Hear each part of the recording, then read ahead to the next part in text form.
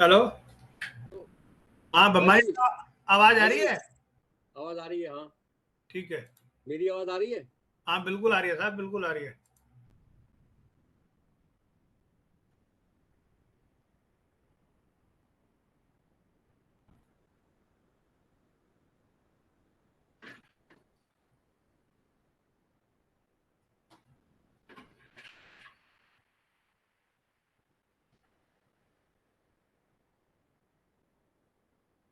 बम्बाई- है, क्या हो गया?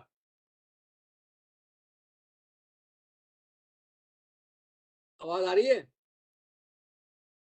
रावत?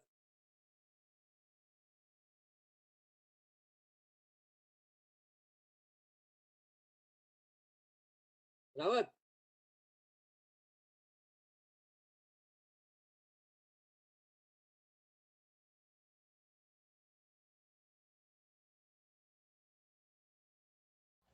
इसी को रावत, निकाल दो फिर। रावत, हाँ जी, हाँ आवाज आ गई अब। आप ठीक है?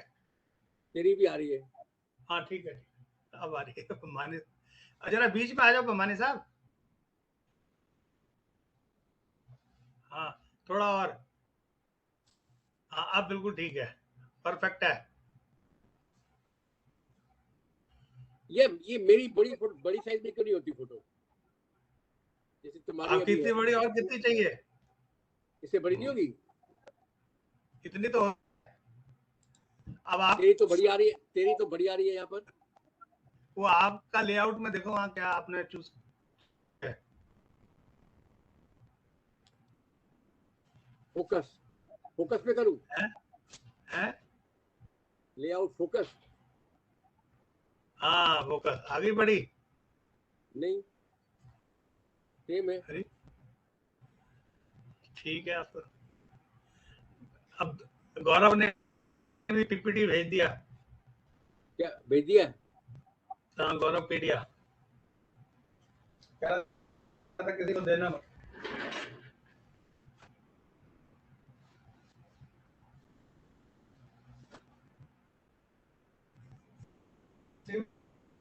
वो प्रिंट आउट निकालना है।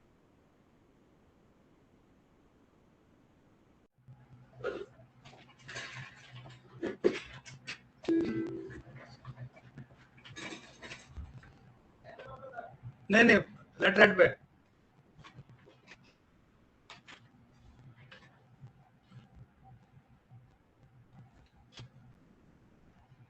को स्पॉन्सरशिप का बना बताया उसने कुछ? है जी, कुछ नहीं बताया। उसने बात भी नहीं की? बात तो की थी, कह रहा फॉलो अप कर रहा हूँ मैं। कब फॉलो अप करेगा? फिर हमारा तो खर्चा हो रहा है। है? उसने कहा था नोट तो हो गया इनिशिएट। नोट हो गया? पता नहीं, वही कह रहा था। हो गया तो फिर आ जाएगा। नोट हो गया तो आ जाएगा।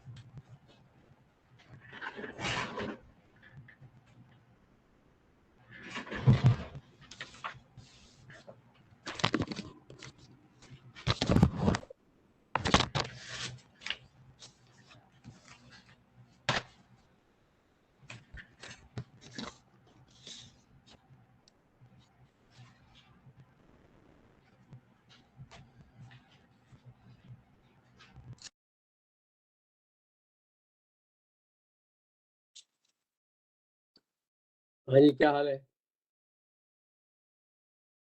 अच्छा, वो स्पॉन्सरशिप का हो गया?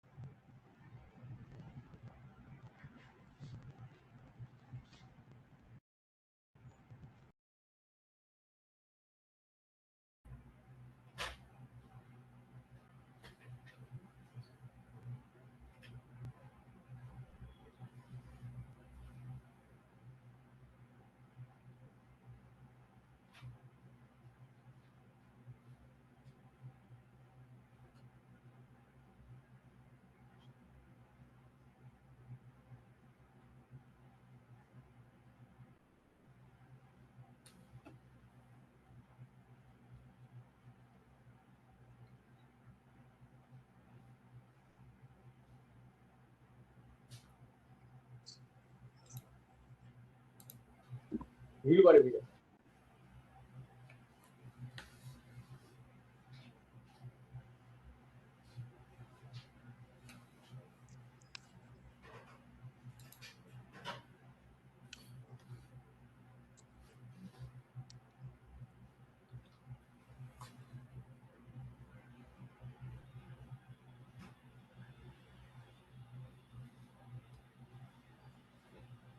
बोर हो रहे हो?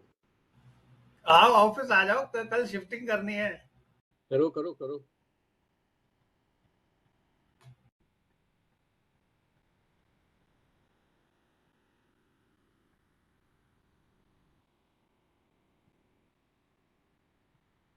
और बाकी सामान जो भेजना है वहां पर, सही साहब के ऑफिस में। हाँ, उसके लिए बात कर ली है? हाँ, बात कर ली। ट्रक में जाएगा ना? हाँ, उसी पे जाएगा।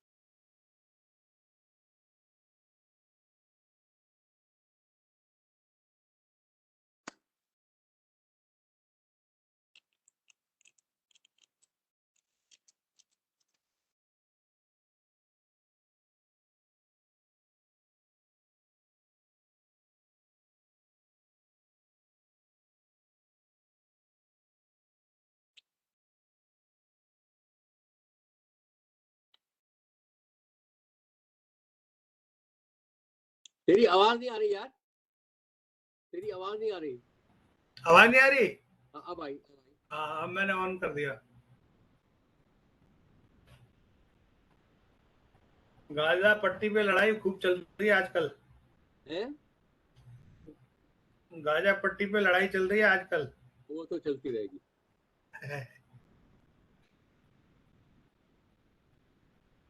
आज भी 5:30 बज जाएंगे। हाँ, आज तो जरा हल्के स्पीकर का हिसाब किताब जरा प्रोफेशनल है। 4 जने हैं,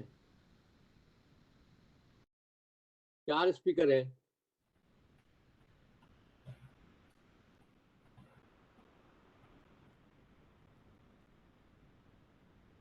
चार स्पीकर है आज। है? क्या वो आवाज नहीं आ रही? आ रही है। तो बोल नहीं रहा, जवाब नहीं दे रहा। 4 स्पीकर है। हाँ, 4 है। 15-15, 20-20 मिनट है ना, तो 5 बजे निपट जाना चाहिए। और पता नहीं राजस्थान को कह रहा था समिंग अप के लिए। हाँ, पता नहीं राजदान साहब से बात की कि नहीं की।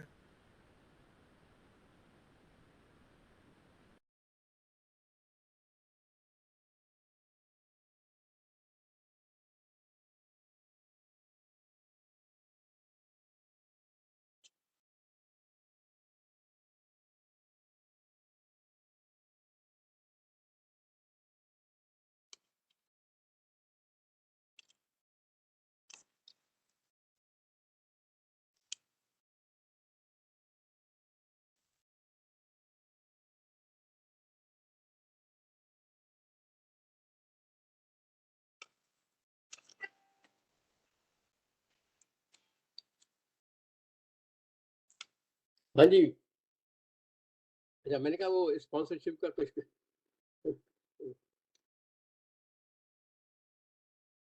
हाँ, अप्रूव हो चुका है ना, तो लेटर तो हमने भेजा है ना पहले। आपने भेजा था ना? हाँ हाँ, वो नहीं दिया ना अभी। हाँ, करेक्ट, हाँ हाँ।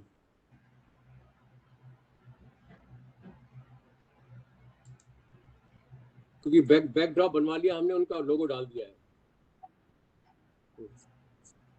आज आओगे आप? वो है ना, वेबिनार है ना, कोटली की। अच्छा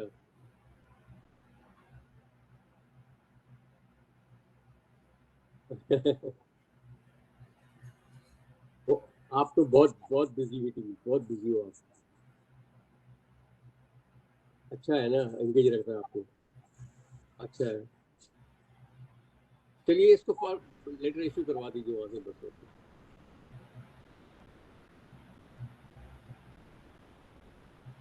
क्या कह रहे हो वर्मा साहब? वो कह रहा है अप्रूव हो गया नोट, वो लेटर भेजेंगे अब। उनको अच्छा कहा अच्छा, लेटर भेजेंगे, बढ़िया। फिर हम उसके बेसिस पे इनवॉइस भेज देंगे इनको।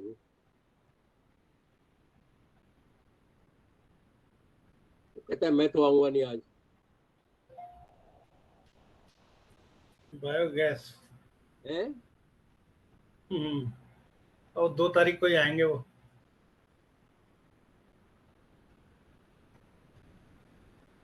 2 तारीख को, आज एक रिमाइंडर तो भेज देते। 2 तारीख तो दूर है अभी। हैं नहीं तो दो दो। दिन तो छुट्टी है फिर। हाँ। एक रिमाइंडर भेजते जाना। हाँ, भेज देते। मेरे को व्हाट्सएप पे दे दियो फिर से। व्हाट्सएप पे तो कितनी बार तो दिया है आपको। एक ही दफा दिया था, वो मैंने मिटा दिया था यार फिर। मतलब एक दे देना आज उसको, रिमाइंडर करके ना एक दे दियो मेरे को। है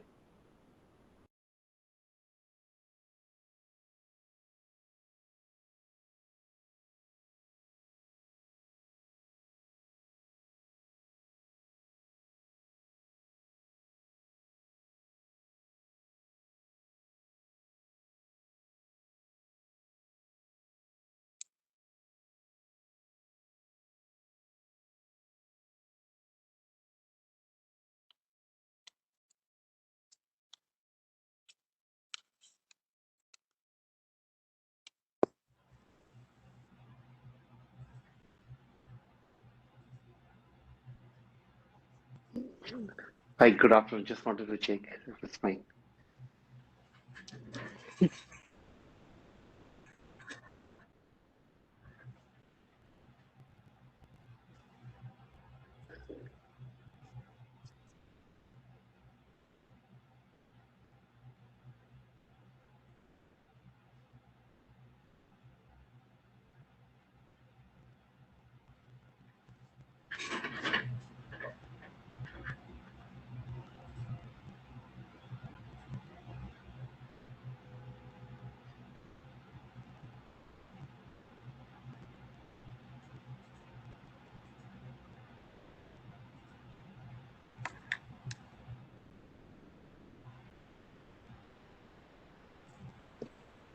है इधर से आवाज लगानी पीछे वाला।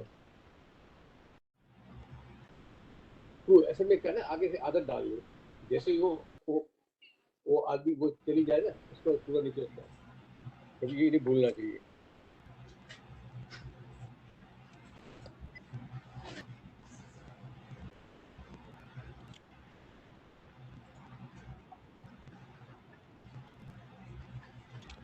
वेलकम डॉक्टर कोरिया, डॉक्टर गौरव।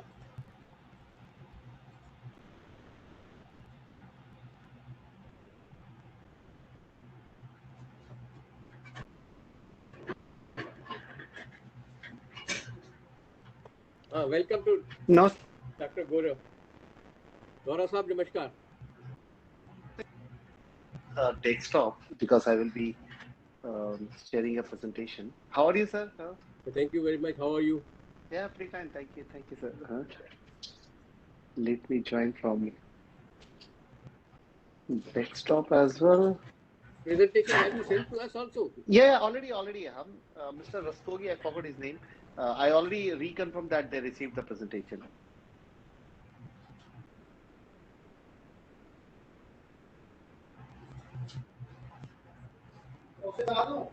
दबाव से।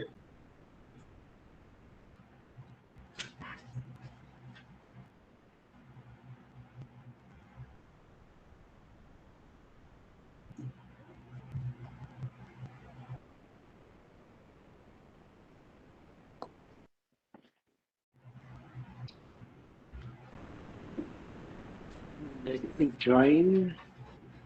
Just a second. Let me join from desktop as well.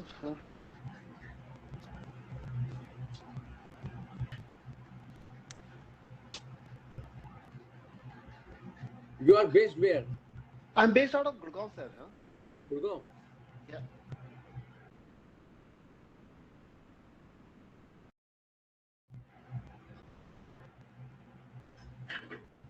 And where exactly you are based, sir? Delhi. Okay. So we are never only here.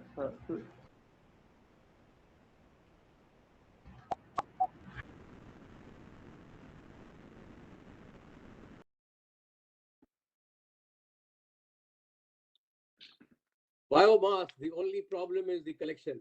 That's very true, sir. Huh? That's very true. I mean, supply chain is one of the biggest issue. Huh? What biggest issue? Yeah. Segregation and supply issue. True, very true, sir. Huh? I just wanted to check if the presentation is working fine. So let me just share, sir. I don't know if I can share screen. Maybe I just share the whole screen.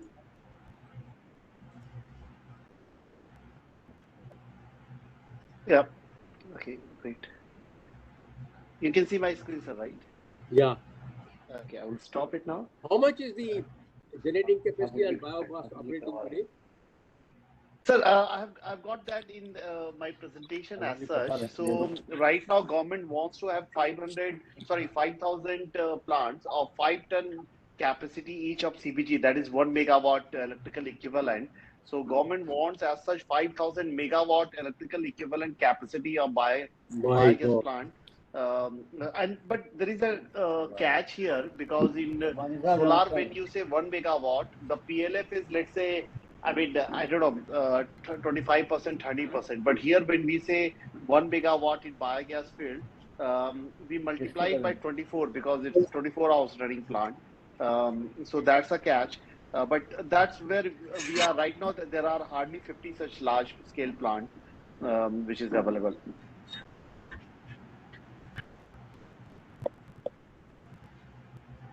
Anji, Gaurav ji, good afternoon. Namaskar, good afternoon.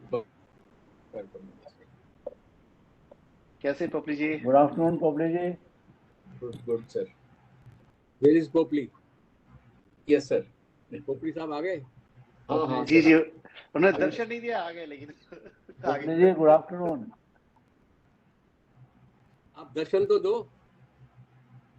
मेरा sir वो है video तो on है. शुरू हो रहा है. अब दिख रहा है सर. हाँ, अच्छा, चलो, thank you and all. Varma ji नमस्कार.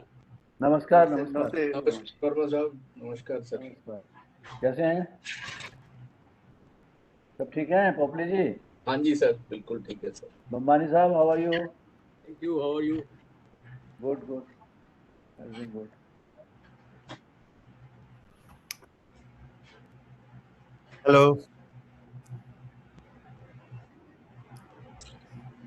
Hello everyone. Greetings from Vienna. Hello. Sir, good afternoon sir. good afternoon. Welcome sir.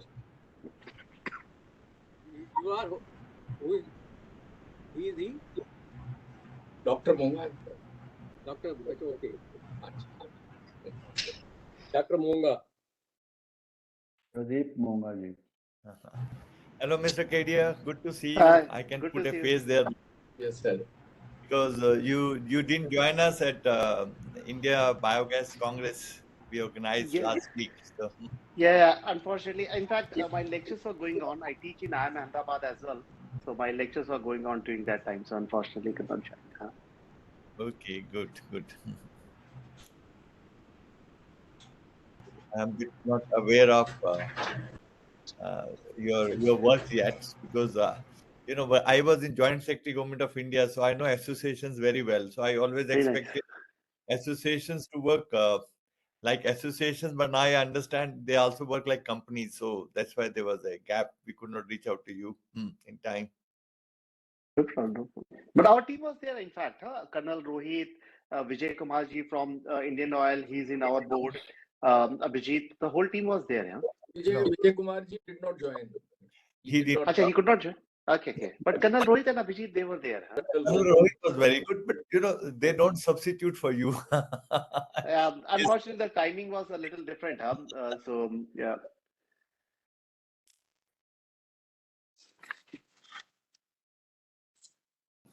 And where exactly you're based in Vienna? I spent a lot of time in Vienna earlier. I worked with University of Vienna on one Okay. project, in fact, molecular simulation project long ago.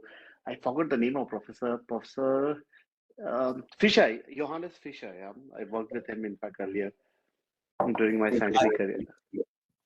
I am here for last 22 years. I was Okay. Director of Energy Climate Change UNIDO, and here in Vienna, in UN City, Vienna International Center, if you Yeah. know, it's a city itself, small city in Vienna, about United Nations. So I worked there, and then I became Deputy Director General in 2016. So, but we are settled here now. I visit Okay. Delhi time to time. Okay. But Sounds good. so that's why I was asking Anil Dusa and NP Singh and Popliji about your association and how it works, because over I'm working now as a senior advisor to World Biogas Association. Mhm. So very keen to have strategic alliance, because in Brazil and in South other countries, we are getting direct link to Biogas Association there. So in India, we could not find right person. In fact, your colleague also came on the second day only, just in the afternoon before the meeting. Abhishek, I think his name was. Abhijit Mukherjee, huh? Yeah. Vijit was there, yes. But Yeah. Popli and Mr. Popli and Mr. NP Singh, he covered your some of areas very well. Yeah, of course. They know everything, in fact. Popliji, It was very well. It was very organized. The speakers were So, top class. is it sound and everything is very clear? There is no problem from my side, because Yeah. Your voice is very clear.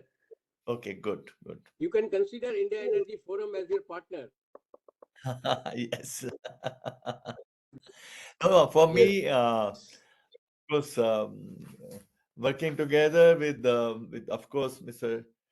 Shahi and of course Mr. Popli and others, it's like working together with teams there, because Yeah, I correct. implemented many renewable energy and energy efficiency program in India for a long time. In fact, we had a very good portfolio of 80 Actually, we can have a joint understanding, so we will help each other to promote the projects. Absolutely. In fact, I am very strong on making global programs. So we are already thinking of making a large program for biogas in India with Indian Oil and others.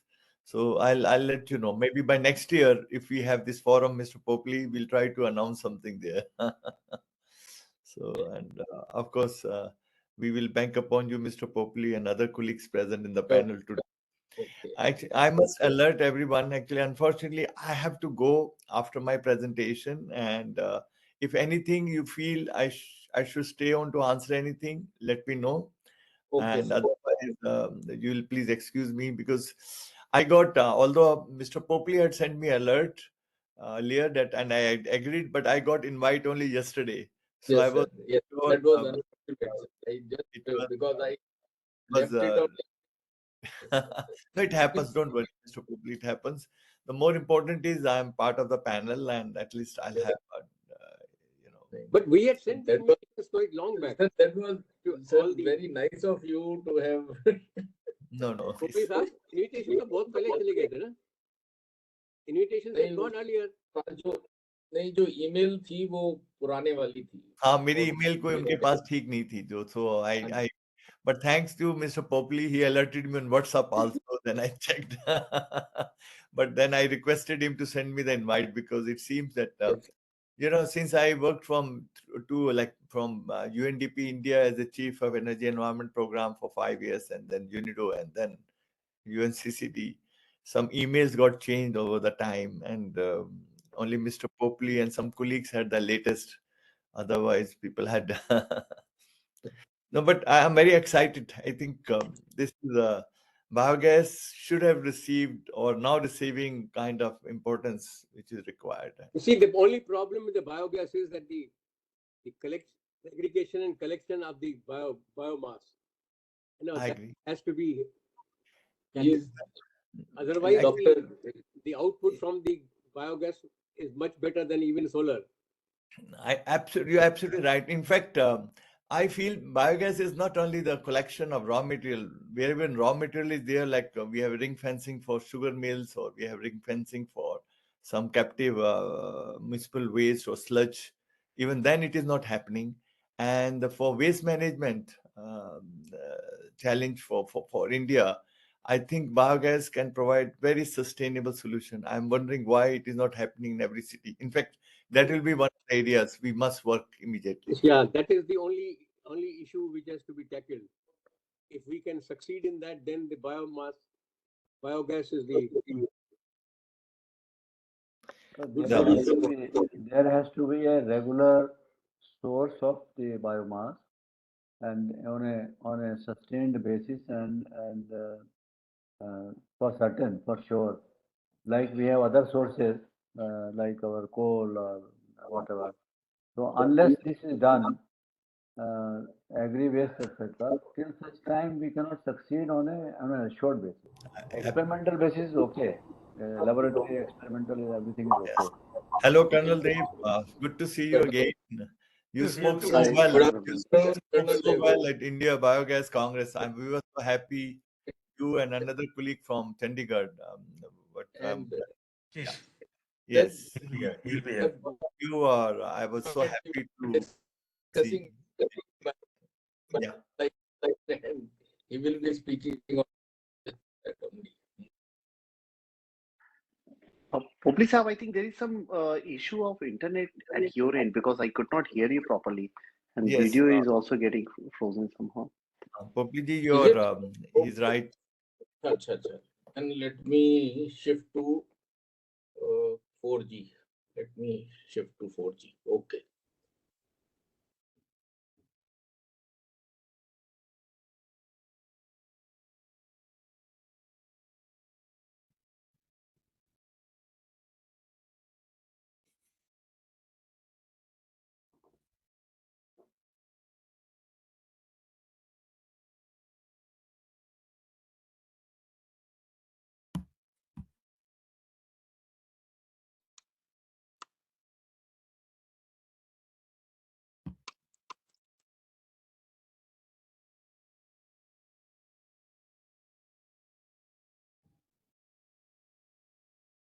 Yeah.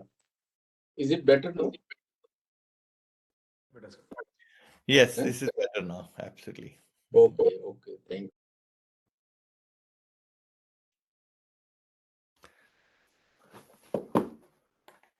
Mr. Monga has come. Dr. Dev has come. Colonel Dev. Yeah, Dr. Dev. Yeah, Colonel Dev is here. Then Gaurav is there. Ashish Kumar. He will join. Namaste, Shai Sahab. Namaste. Good. Good afternoon. Namaskar, sir. Good afternoon, sir. Namaskar, Sai Sahab. Namaskar. Good to see you. Namaste. So it's all, Mr. Populi. Yesterday we had your program. Today we have your program. No, but that's very good. I think we have to be consistent and at it all the time. That's how narrative has to work in India. And fourth also we have some programs, Populi? Sir, it is all nudge from our president, R.V. Shai, sir. He wanted it to happen. We said, okay, sir. So, No, it's fine. I'm It was a happy to very good join response. Vienna. It's a bit Hopefully cloudy day here. very But, good. Good.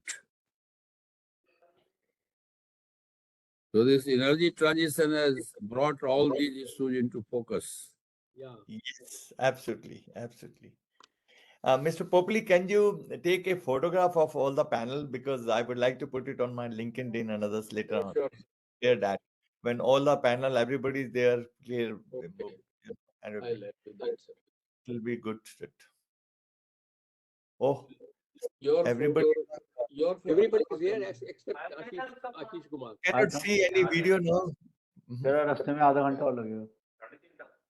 Hello. To request everybody to switch on their videos actually. Videos are off. I think I just saw. Sarab Saab, good afternoon. Mr. Popley, your video is off. Hopefully it's No, seen. Now it comes. Hopefully it's seen in the video. Yeah, I can see it now. Yeah. okay, sir. Thank you. Okay. Take this photograph. Yes, sir. Yes, I have taken. One more.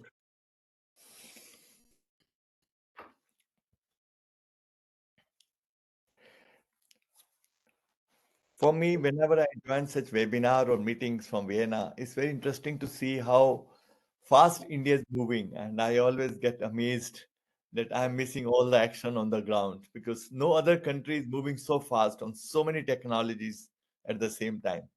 But then I also recollect that we are the most populous country in the world, 1.4 billion, almost, we think. Yeah, So that's a blessing. In fact, that is a blessing.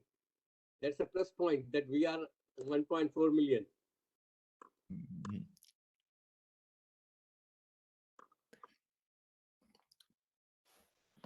Population is our plus point.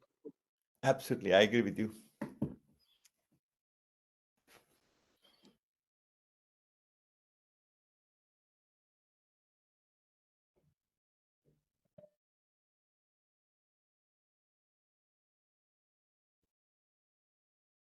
Good afternoon to all. Namaskar, Guru Sahab. Namaskar.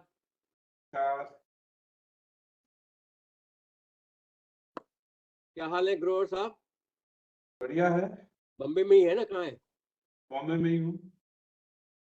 मैं भी अपने घर से connect कर रहा हूँ।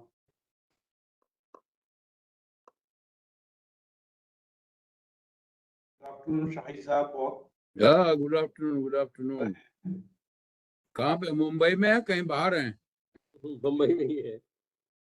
दिल्ली में। Hey, Mumbai suddenly has become very bad on this thing, your air quality. Yes, yes. It is very much close to Delhi type of thing. I don't know why. Heavy construction is going on all around. Too much of construction. This metro coming up everywhere. The old buildings getting demolished and redevelopment going on. I think there are some large number of construction sites, and that is what is making this. So when we close down all power plants, coal-based power plants of Delhi, we closed, and then air quality has become worse than when they were not closed. Sir, petty burning is adding to the problem. So it's very paradoxical. So that means we do suffer from data calculation, arithmetical calculation, all types of equations. But when we really work out, really it is true. When we had all the plants running, including Badarpur, which was very bad, we had different air quality. Now all plants are out, all. Rajghat plant of Desu or Delhi Vidyut Board, NTPC power plant, Badarpur, all are, even Dadri, more or less practical, you can say. And now their quality is bad. So, Sir, paddy burning is the issue. So what I'm saying is that there are many other issues. No, but becoming bad, at least it should have remained there. I mean, construction activities were always there, earlier also. They found it easy to blame the power station, sir, and they wanted to close it, especially the Delhi Chief Minister and all. But the problem lies somewhere else, nobody wants to solve it. Well, problem lies also in coal-based power plant, but what I'm trying to say that there are many other issues. Or, in fact, burning of stubble and all that was also there earlier. Now it is more, perhaps it is more. Sir, the coal-based power plants are meeting the norms of environmental. Automobile exhaust gas and the paddy burning. They have increased substantially. So that is why the...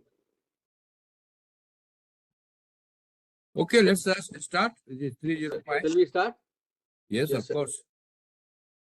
Quick introduction, not not elaborate so much about India Energy Forum, which is known. Small, everybody small, knows it. only small, 5 minutes.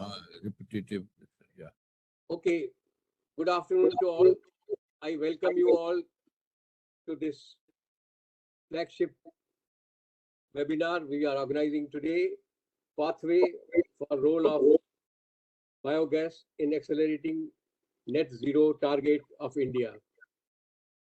We are fortunate to have with us learned and highly experienced speakers, Dr. Monga, Colonel Dev, Mr. Gaurav, and Mr. Ashish. They will share with us the issues involved in increasing the output of the biogas. I will now say a few words about India Energy Forum. India Energy Forum was set up in January 2002, and we have already completed 20 years of our existence. India Energy Forum is a non-profit NGO set up with the mission to help evolve a national energy policy aimed at development of a sustainable and competitive energy sector in India. It is probably the only organization which champions the cause of total energy. All forms of energy ranging from coal power, thermal and hydro, oil and gas, nuclear and renewables from the beginning of its functioning.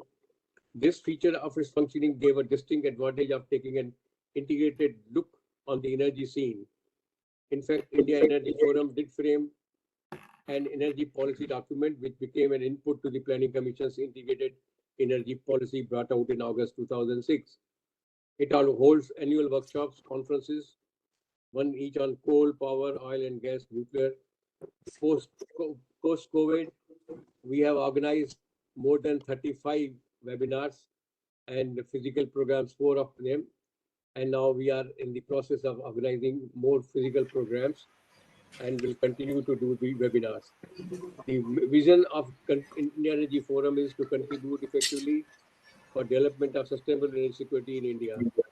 The mission is to help evolve a dynamic total energy policy, to provide a platform for deliberations and recommendations towards development of competitive energy sector, to advise and assist the stakeholders in formulating and implementation of policies and programs in energy sector, to promote a favorable regulatory framework for development of energy sector, to contribute towards optimal efficiency and sustainable use of energy sources. Our objectives are to serve as independent advocate of the industry, promoting practical solutions to issues affecting the sustainable development of energy sector. Work with other organizations, companies and government, central and state to achieve consensus on such a regulatory structure. In fact, we have signed an MOU with the International Solar Alliance to promote solar projects not only in India but all through the world. Well-organized conferences, meetings are being organized. As I said, we have already organized more than 35 webinars on various issues of all verticals of energy sector. We function India Power Forum, Coal Summit, we organize renewable energy, we have organized physical program also, and we are organizing the webinars. So yesterday we had another webinar on the renewable energy. Today we are having another one. We bring out every month publication called Total Energy, which covers all the news in the month on the energy sector, all verticals of the energy sector. This magazine we are sharing with more than 1,000 recipients, all from the connected with the development of energy sector. We also organize exhibitions where we give chance to the industry to flex their products and their capabilities. Mr. P.S. Bami, CMD NTPC, was the first president of India Energy Forum, followed by Mr. Anil Rajnath, or Mr. R.V. Sai, former Secretary Power, is the president of the association. We will continue our efforts to bring a bridge between the industry and the policymakers so that the hurdles coming in development of all verticals of the energy sector are taken care. With these few words, I now pass on the mic to Mr. Popli to introduce the theme of today's webinar and also introduce the speakers. Mr. Popli, please. Yeah, thank you, Bammanita. Good afternoon, everyone. Dr. Pradeep Modi, chief guest for today's webinar. Mr. R.V. Shahi, President and India Energy Forum. Our panelist, Colonel Rahul Dev, Mr. Gaurav Kedia. Mr. Ashish Kumar will be joining us late by 4:50. Secretary General, Mr. Bambani, Dr. Malti Goel, convener for RE, and other members, distinguished members of India. I once again welcome you, each one of you, to the discussion on pathways to net zero. I would like to first highlight on 2-3 things that are very relevant and why biomass will play a very important role in taking us to net zero. Number one is that we have said we will be energy independent by 2047. The second thing is, of course, we know 2070 is the date for net zero. The second thing is our per capita total energy, not power, consumption is equivalent to 7,000 kilowatt hours of energy. If we compare this with developed countries, which is 70,000 kilowatt hours for US, around 45 to 50,000 for developed Western countries, European countries, it is around 25 to 30,000 kilowatt hours equivalent for US and Russia and China. Now China will join the developed nations by 2030. So one thing is very clear, that if we have to become developed country, I think our energy consumption is bound to go up 4 or 5 times. Number one. Number two, if we look at from where this energy is coming, 44% is coming from coal, 25% from oil and gas. These are fossil fuels. 20% from biomass, which is carbon neutral. Only 3% is coming from renewables, and 8% is coming from hydro and nuclear. Now, if we have to shift this, reach that carbon neutral stage, net zero stage, then the role that biomass can play will become very, very important. Of course, we will have hydrogen playing a big role. We will have solar and wind increasing, but that will not be enough. So that is why it is very, very important that biomass, which is providing almost 20% of the total energy for heat as well as light and electricity, that has to be given due importance. The second important thing is, sir, that India is, now let me come to the potential that biomass has. We have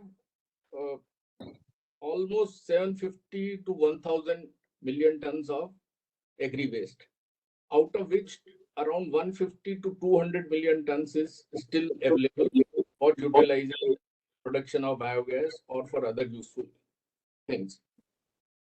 India also has world's largest population of cattle, which is 300 million, out of its total cattle in the world. Hope my voice is clear. Yeah. Yes, absolutely clear. Absolutely. Yeah. So each cattle gives it dung of around 10 kg per day. So if 10 kg of cow dung produces almost 400 liters of gas, which is sufficient for a cook stove of burning for 1 hour. Now, today we have, as we were just discussing before this, we have almost 500 domestic biogas plants in rural areas. The rural population today is 900 million. This population would also go up in coming years. Now, if we are able to meet the demand for this cooking itself, I had worked out this comes to almost around, even if for 50% of these we are able to meet demand for cooking from biogas, this will be almost 500 gigawatt. Then we have India is again the largest producer of sugarcane. From it we get pressed mud, molasses, bagasse, straw, and we are producing almost 80 tons of sugarcane per hectare. This gives us one ton of sugarcane gives you 120 kg of sugar. That is besides the point. We get 36 kg of pressed mud, 250 kg of bagasse, and 60 kg of straw. All these items can again be used for production of biogas, also for production of power. So none of this, not even a kg of this gets wasted in sugarcane. That is the beauty, and we have adequate source, maximum source for sugarcane. Then we have today 63 million metric tons of solid waste that is being expected to double by 2030. Now this organic waste, if segregated properly, organic waste, 50% is the organic waste. This can again be utilized in digesters for producing of biogas. Then Ministry of Petroleum and Gas have come out with a Satat scheme to stimulate investors in putting up large biogas plants from the capacity of up to more than 1,000 meter cube per day. This is to get a more purified biogas at a more than 95% purity of biogas, which can be combined with compressed natural gas for running of vehicles. So that will be meeting, and 5% blending they have offered. The only challenge that these biogas plants are meeting is that Ministry of Petroleum and Natural Gas, they have mandated that this will be on best effort basis. So the offtake is, if this compressed biogas is utilized, then only they will be taking it. Otherwise, they will not be taking it. Because of this, this becomes little less bankable, and bankers want 100-150% collateral. And that is why it is not getting the traction that it should have. Although a large number of developers are putting it, they are finding it attractive because they have given a floor price of that it will not be lower than 54 rupees per kg. That makes it attractive. But the only thing is the financiers find it difficult. So there is one hitch, and they don't want, the Ministry of Petroleum also wants to test whether this gas will be utilized, and there will be takers for this. So these are, this is another this thing. Then we have a national gas grid of almost 24,000 kilometers. Another 12,000 kilometers is under construction. Now that gas grid can also be utilized for injection of compressed biogas into it, provided it meets all the quality standards. Government is, of course, giving a lot of central financial assistance in terms of direct subsidy, capital subsidy.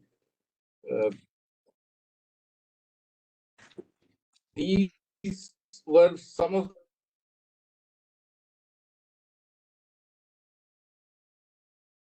You are not audible. You're not audible. Some problem with your voice. Oh.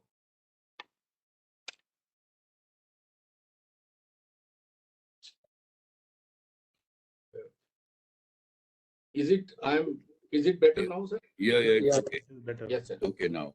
So there are two other things. One for the biomass is that supply chain is not fully developed. There are now few companies which have started doing work on this. The problem with them was that they were not able to get working capital because the waste that they collect and they keep, banks don't give it any tangible value. And that is why this becomes a non-attractive business for those who are doing it. There are some people, some of the entrepreneurs are doing it. Colonel Rahul Dev is here.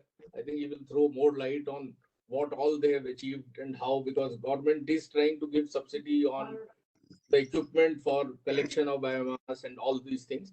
So he will be speaking on this. The third point, the byproduct that comes from biogas is the biofertilizer, which is very, very important. But there are challenges with biofertilizer, because biofertilizer, you don't have a ready market for biofertilizer. The fertilizer companies are selling their inorganic fertilizers, but for biofertilizers, unless they start procuring those biofertilizers, the viability of biogas plants does suffer, because this is a very, very important byproduct from biogas. So these are some of the things that I wanted to give in brief, so that we are on the same page.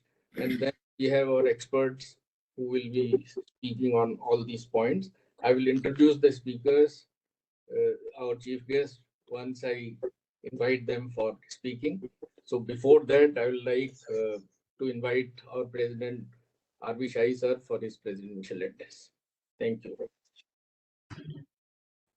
Thank you, Mr. Popli, for a very comprehensive introduction to the subject. And I also join all of you in welcoming our eminent speakers and also welcoming other participants, because all the programs that we do non-virtual are widely attended, and participants take interest in not only listening to the presentations and discussions, but also participate, giving their own views. Only yesterday, we had a very lively set of presentations on carbon capture, utilization, and storage. Now, all these subjects, any subject that we are discussing last few years particularly, they have all been on the agenda of the whole world and particularly of India. But in last few years, they have assumed much larger proportion, particularly with the coming up of solar energy in a big way. Our awareness and our affection and our priority for the renewables to come into the stream in our overall energy management. Biomass, biogas, the whole range of issues. Of course, solar was always there from 1960.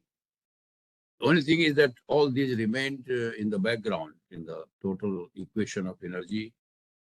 Their contribution continued to be marginal.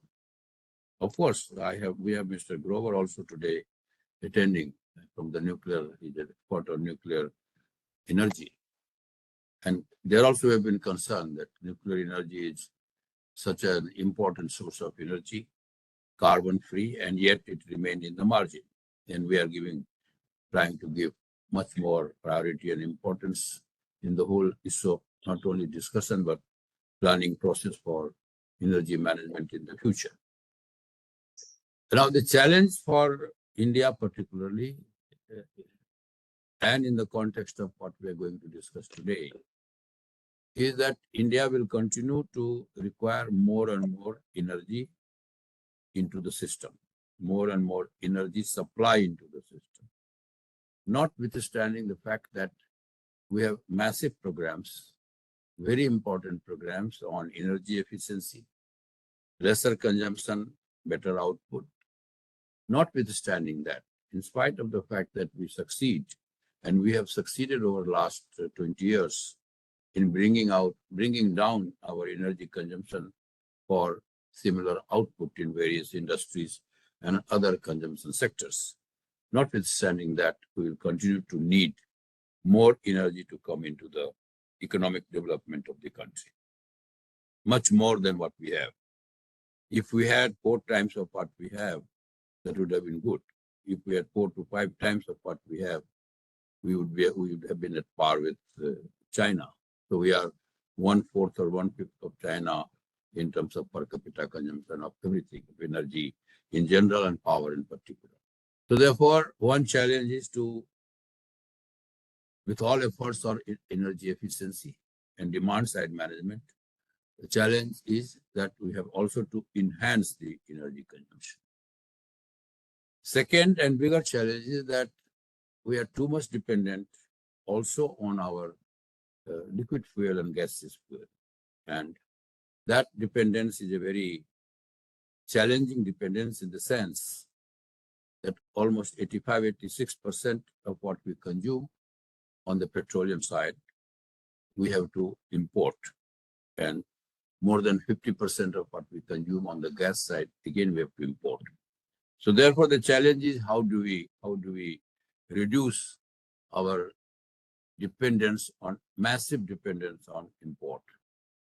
So on the one hand, we have to increase the energy consumption. On the other hand, we have to do our supply side management besides the demand side management in a manner that we also substitute a major part of import, because energy security has assumed greater dimension in whole discussions of energy management today, not only in India, but all over the world. Too much of dependence on import is a factor that one has to address very carefully. And therefore, the demand on energy now would be not only from the power point of view, and we cannot see biogas or biomass in the form or in a manner that we expect only electricity for that. And we have never expected, but in the context of what I am just now saying, that if we have to substitute the transport system energy supply with some alternative, there again, the relevance of biomass, biogas, and other forms of energy assumes greater. And that is too big. Almost 27-28% of our energy is from the liquid fuel and the gaseous fuel. So that is another dimension. As I said in the beginning, that this is a subject, it is not that it is not known, at least last 40-50 years, all of us in our age group, we have been discussing this, but it has to rise in the level of changing the orbit. And this is the time that it should rise in the level and change the orbit to make significant contribution in this. There are regulatory issues, there are issues of economics, there is also issue of technology.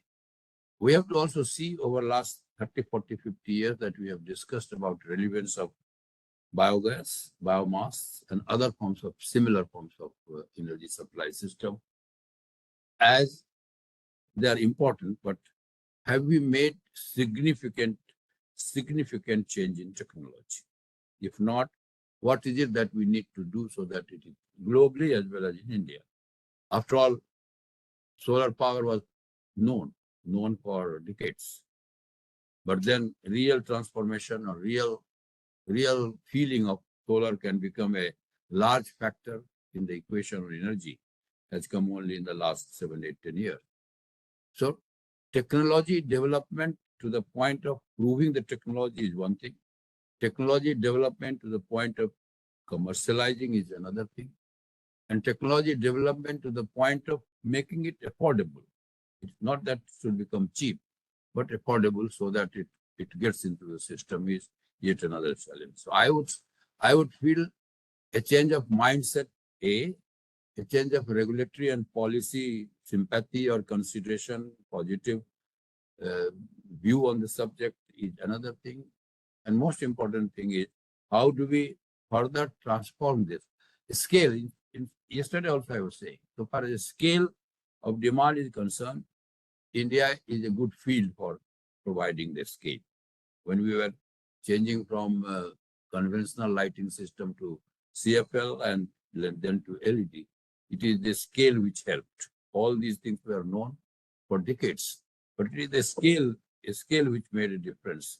The scale of demand which made the difference in bringing down the price, and side by side, of course, research and technology development. So I think these are the issues which we will be listening and understanding and getting ourselves educated more on the subject from the experts who we have invited today to speak. But issue would be, if we are always depending on government subsidy, it doesn't work. It did not work on solar Nowhere it worked on solar. It didn't work on solar in USA from 60s. It didn't work in India for years together. The wind came in India. I mean, it didn't depend too much on subsidy.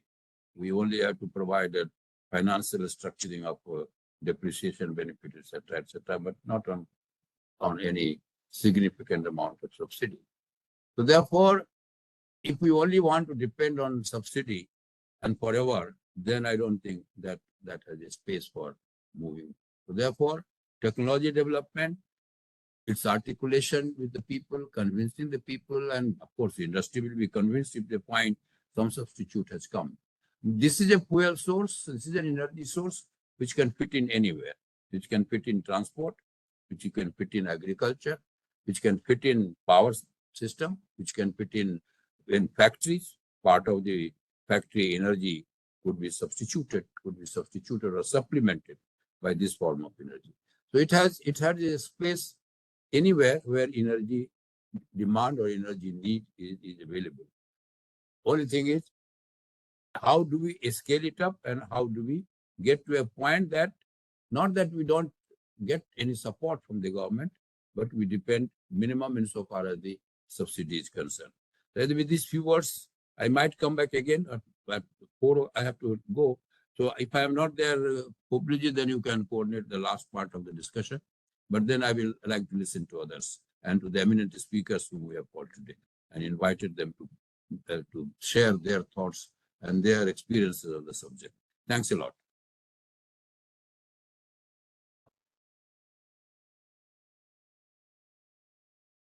Next, Mr. Popli, you are muted. Yes, sir. Sorry. Yeah. Thank you, sir. Thank you for highlighting the issues on which we should be discussing today. Very rightly telling that subsidy will not work and technology development will be an answer. And also we have the advantage of scale in our country, and that should bring the prices down. So these are very, very important learnings that we had from the past. And thank you for highlighting these. Before I would like to now invite our chief guest, Dr. Pradeep Monga, who was Deputy Executive Secretary, UN Convention to Combat Desertification from 2017 to 2023. Before joining UNCCD in 2017, he was Director Energy Branch UNIDO. He is an energy expert with more than 30 years of working experience in field of energy policy, strategic planning, and clean energy technologies. Prior to joining UNIDO in 2001, he worked with UNDP for over 5 years, overseeing their energy and environment portfolio in 2001. Dr. Monga was a civil servant and also a Fulbright scholar, and has been a visiting fellow at TERI and World Resource Institute. He is closely involved in strengthening of global partnerships and network in energy. He is at present a director and senior advisor with World Biomass Association, and the first biomass conference was held 1.5 weeks back. It was highly successful. With this, I request our Chief Guest, Dr. Monga, for his keynote address. Sir, you are muted, sir. Sir, you are muted. Yes, now you can see. Yes. Hi. Yes. Okay. Thank you so much, Mr. Popli. Good afternoon, colleagues. Greetings from Vienna. It's a bit cloudy here. So as of now, I'm based in Vienna, Austria for last 20 years. And although I have been working at the global level mostly, but whenever I visit India or I work for India on many projects, whether it's renewable energy or energy efficiency, or and now, of course, biogas is one of the themes where I'm working very closely with the UK-based World Biogas Association. I always feel amazed the kind of developments and growth and scaling up taking place of renewables in India. So first of all, let me thank Mr. Shahi and Mr. Popli and of course other colleagues from India Energy Forum for affording me this opportunity to be part of this eminent panel, and also of course contributing to the discussion on how biogas can be effective in accelerating net zero target of India. I think Mr. Shahi, and of course before that, Mr. Popley gave a very good overview of many things happening in India, especially on biomass sector and in specific to biogas. And we were fortunate to have co-organized with Ministry of Petroleum and Ministry of New and Renewable Energy, India Biogas Congress almost 2 weeks back. And I was very happy to see for the first time that biogas being discussed at that level and getting attention which it deserves, which it has not received so far by policymakers, by resource institutions, by experts to the extent it deserves. Let me start my first point here. This week we had a release of Global Energy Outlook by International Energy Agency in Paris. And one of the trends IEA reported was that biogas or biomethane are still smallest part of bioenergy supply chain in the world.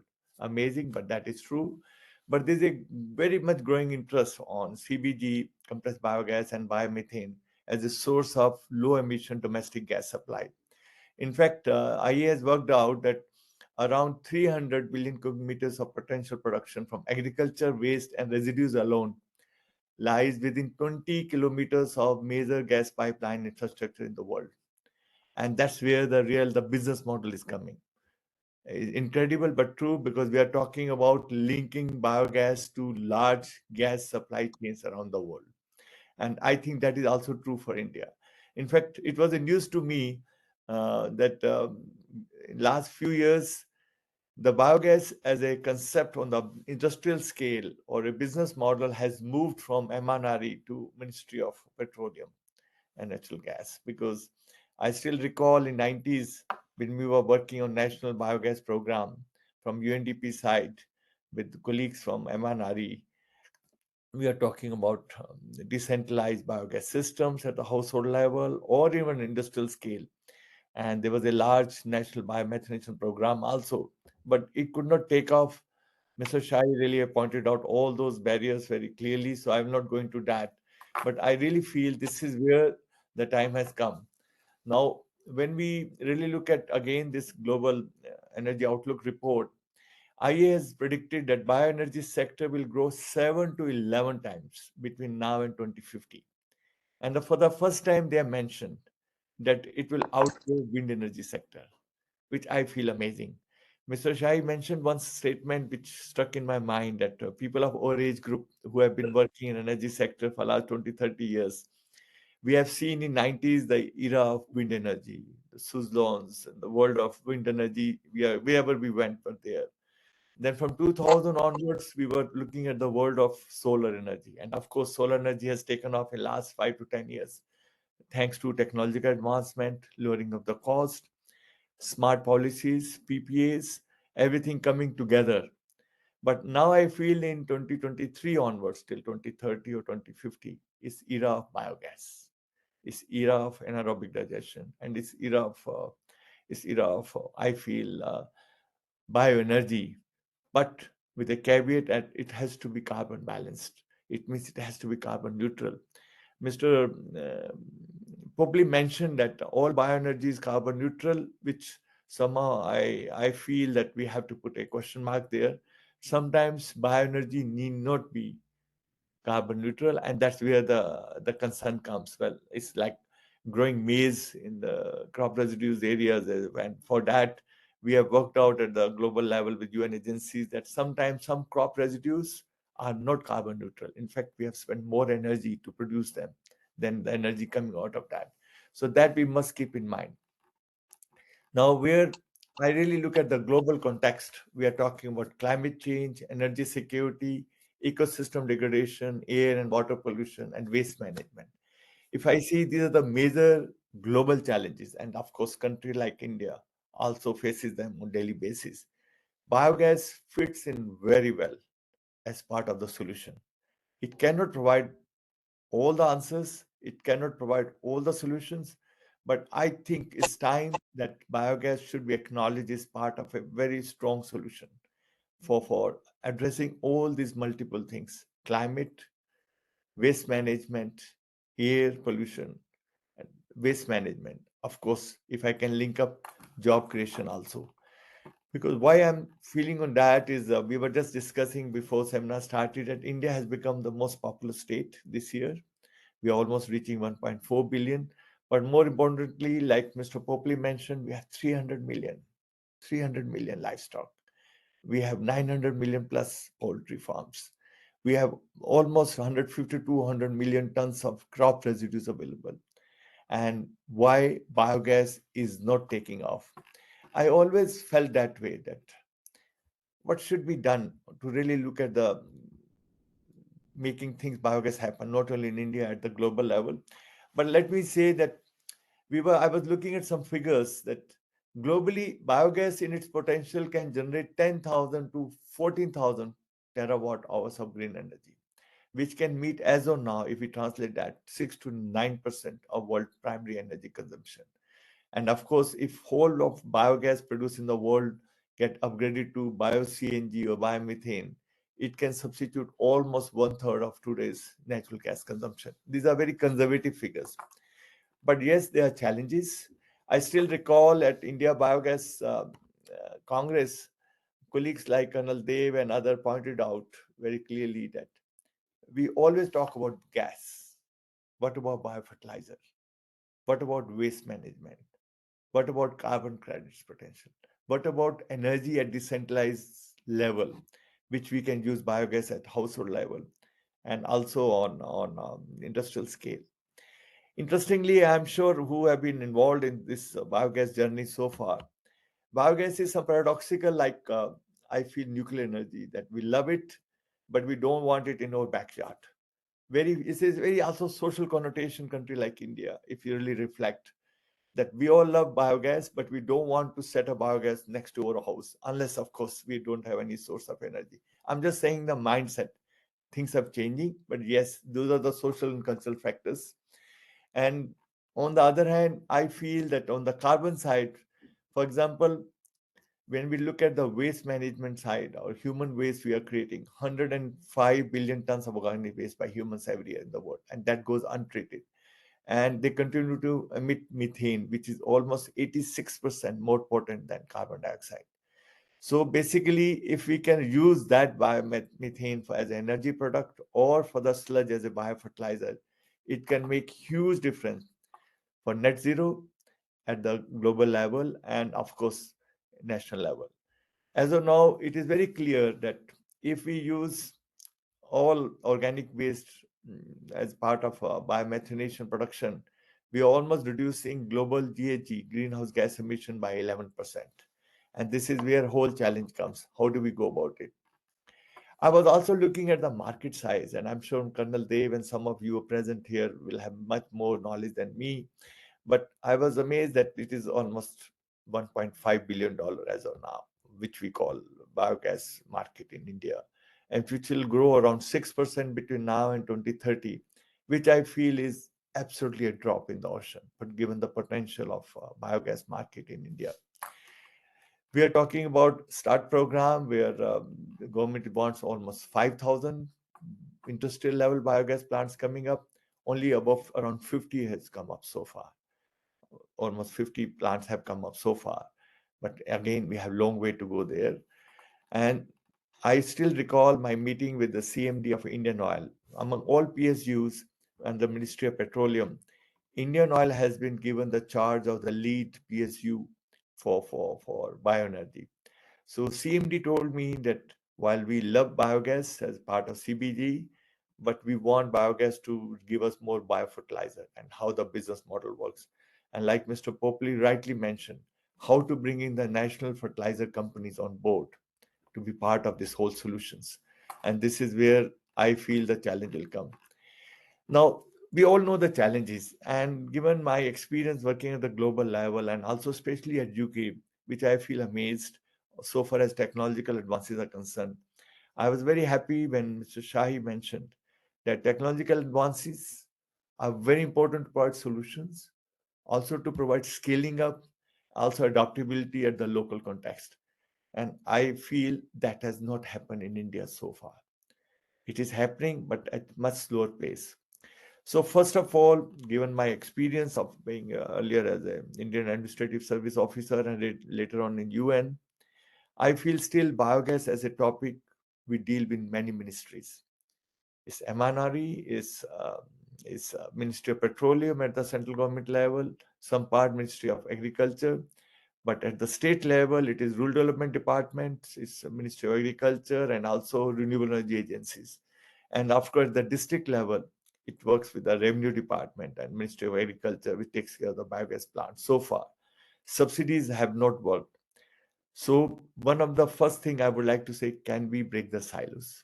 And can we come up with almost like a national mission mode model, what we did for IT sector, what we did for solar sector. Instead of a program, we must put biogas as part of on a national mission mode across, bringing all ministries, department and agencies together. Then only we'll deliver on the spot. And we are talking about $1.5 billion market in India, which I feel should be easily $100 billion market in next 5 to 10 years. For that, it's very important that we must have this national level mission mode, where integration and synergies between smart policies, innovative financing schemes and incentives and action on the ground will make huge difference. Second, which came out very clearly, and I'm sure my other speakers will say, is like using bioethanol or biodiesel in cars, automobile industry by Brazil, which was the pioneer. We should start developing those kind of anaerobic digestion models of a biogas, which can use multi-stocks.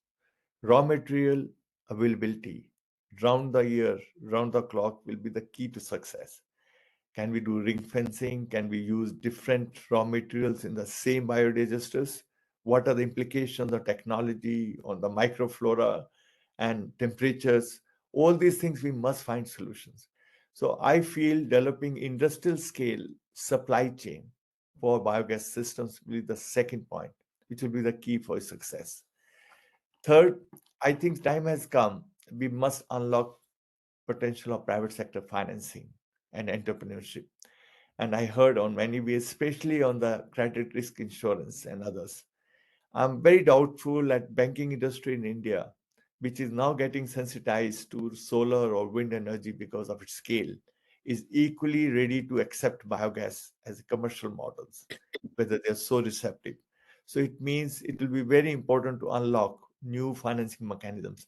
In fact, I will go to the extent, and with Mr. Popley present here, can we have a national fund just directed on biogas development for next 20 years?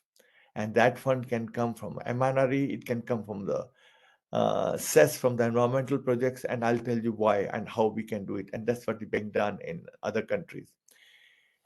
And of course, they'll be very, very important at how we can use biogas as solution for waste.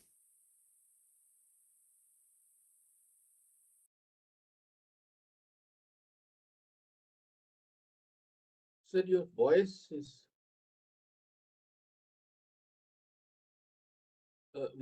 not. You're not audible, sir. Hello, you are mute. Yeah, fine. Okay. Yeah, okay. So can you hear me, Mr. Popley? Yeah, we can, Yeah. sir.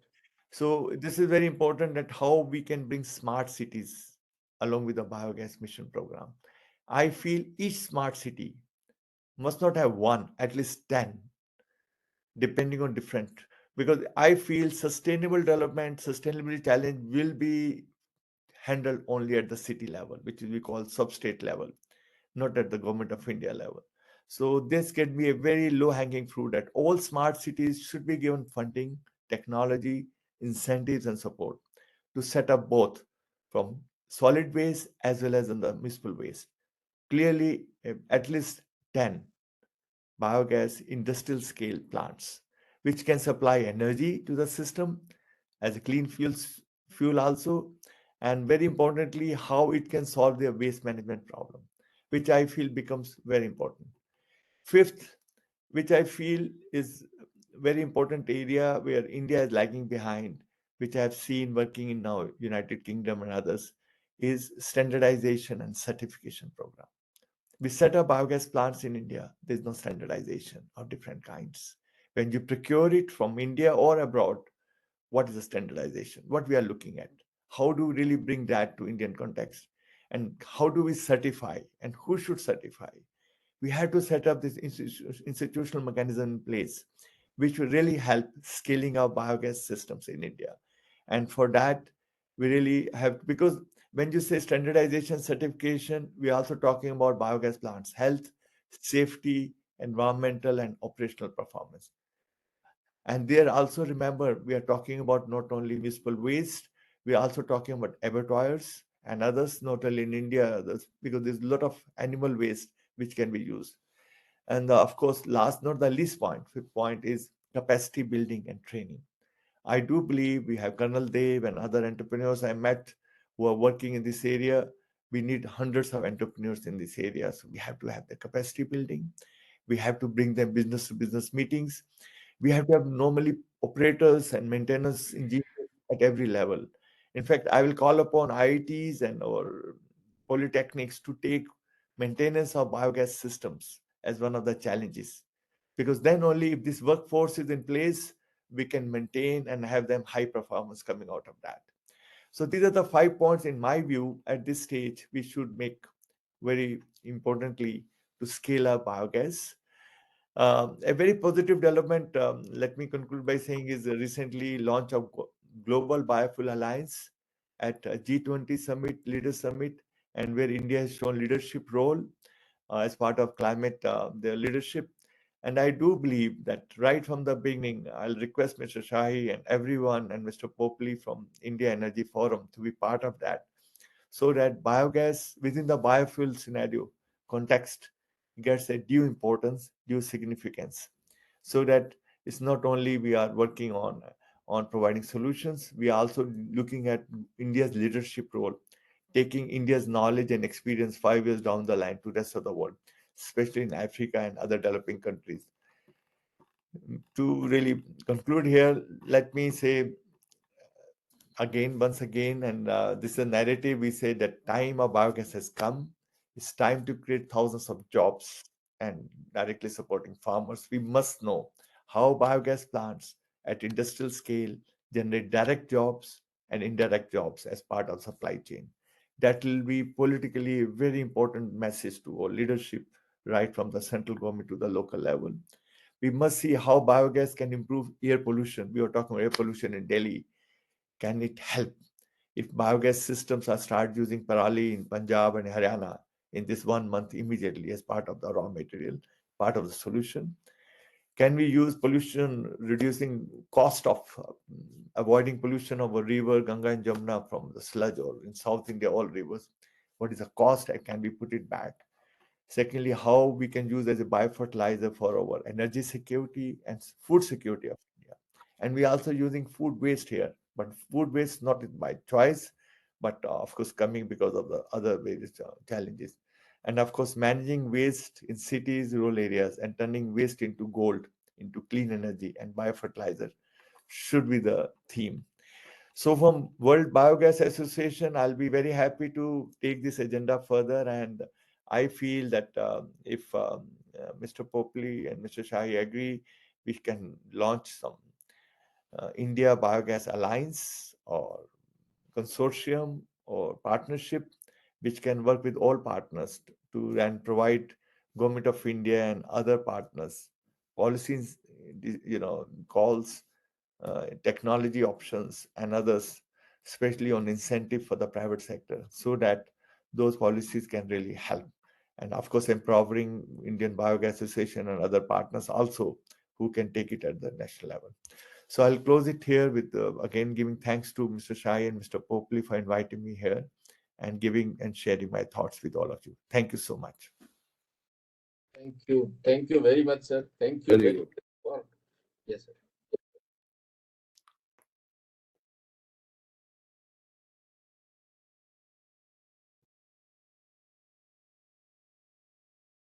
Sir, are you saying something? Hello. Yes.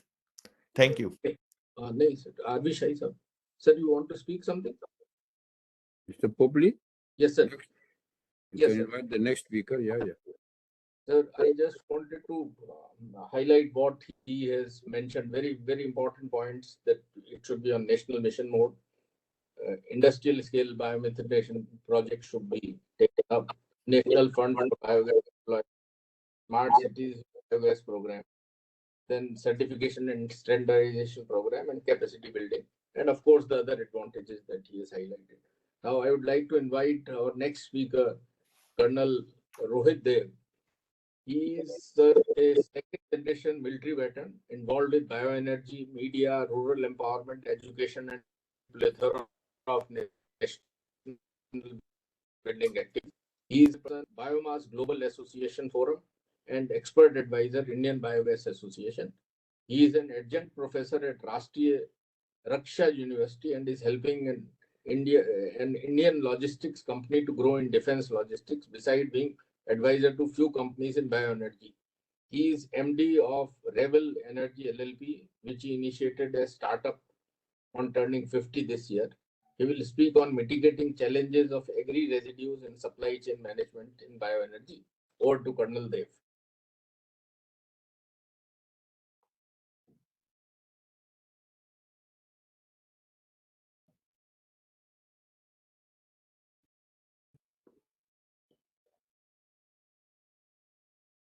Colonel Dev?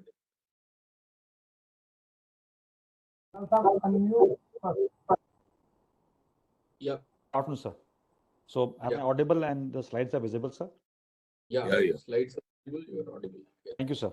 So thank you for having us here on this IEF forum, and thank you to Mr. Shai and Mr. Popley as well. And we all heard Dr. Monga issued those 5 key issues. And before I dive into the slideshow, and I think the time allotted is about 15-16 minutes and then some Q&A there. Let me just highlight one major recommendation from my side before I forget, because this I've been giving for the last about couple of months now to a lot of fora, and including a lot of joint ventures between a G2G connect between our countries and others, especially US and UK.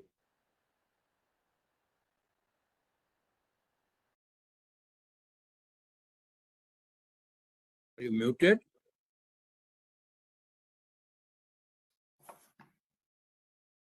Voice has gone. Are you muted? Perhaps you are muted. Unmute yourself kindly.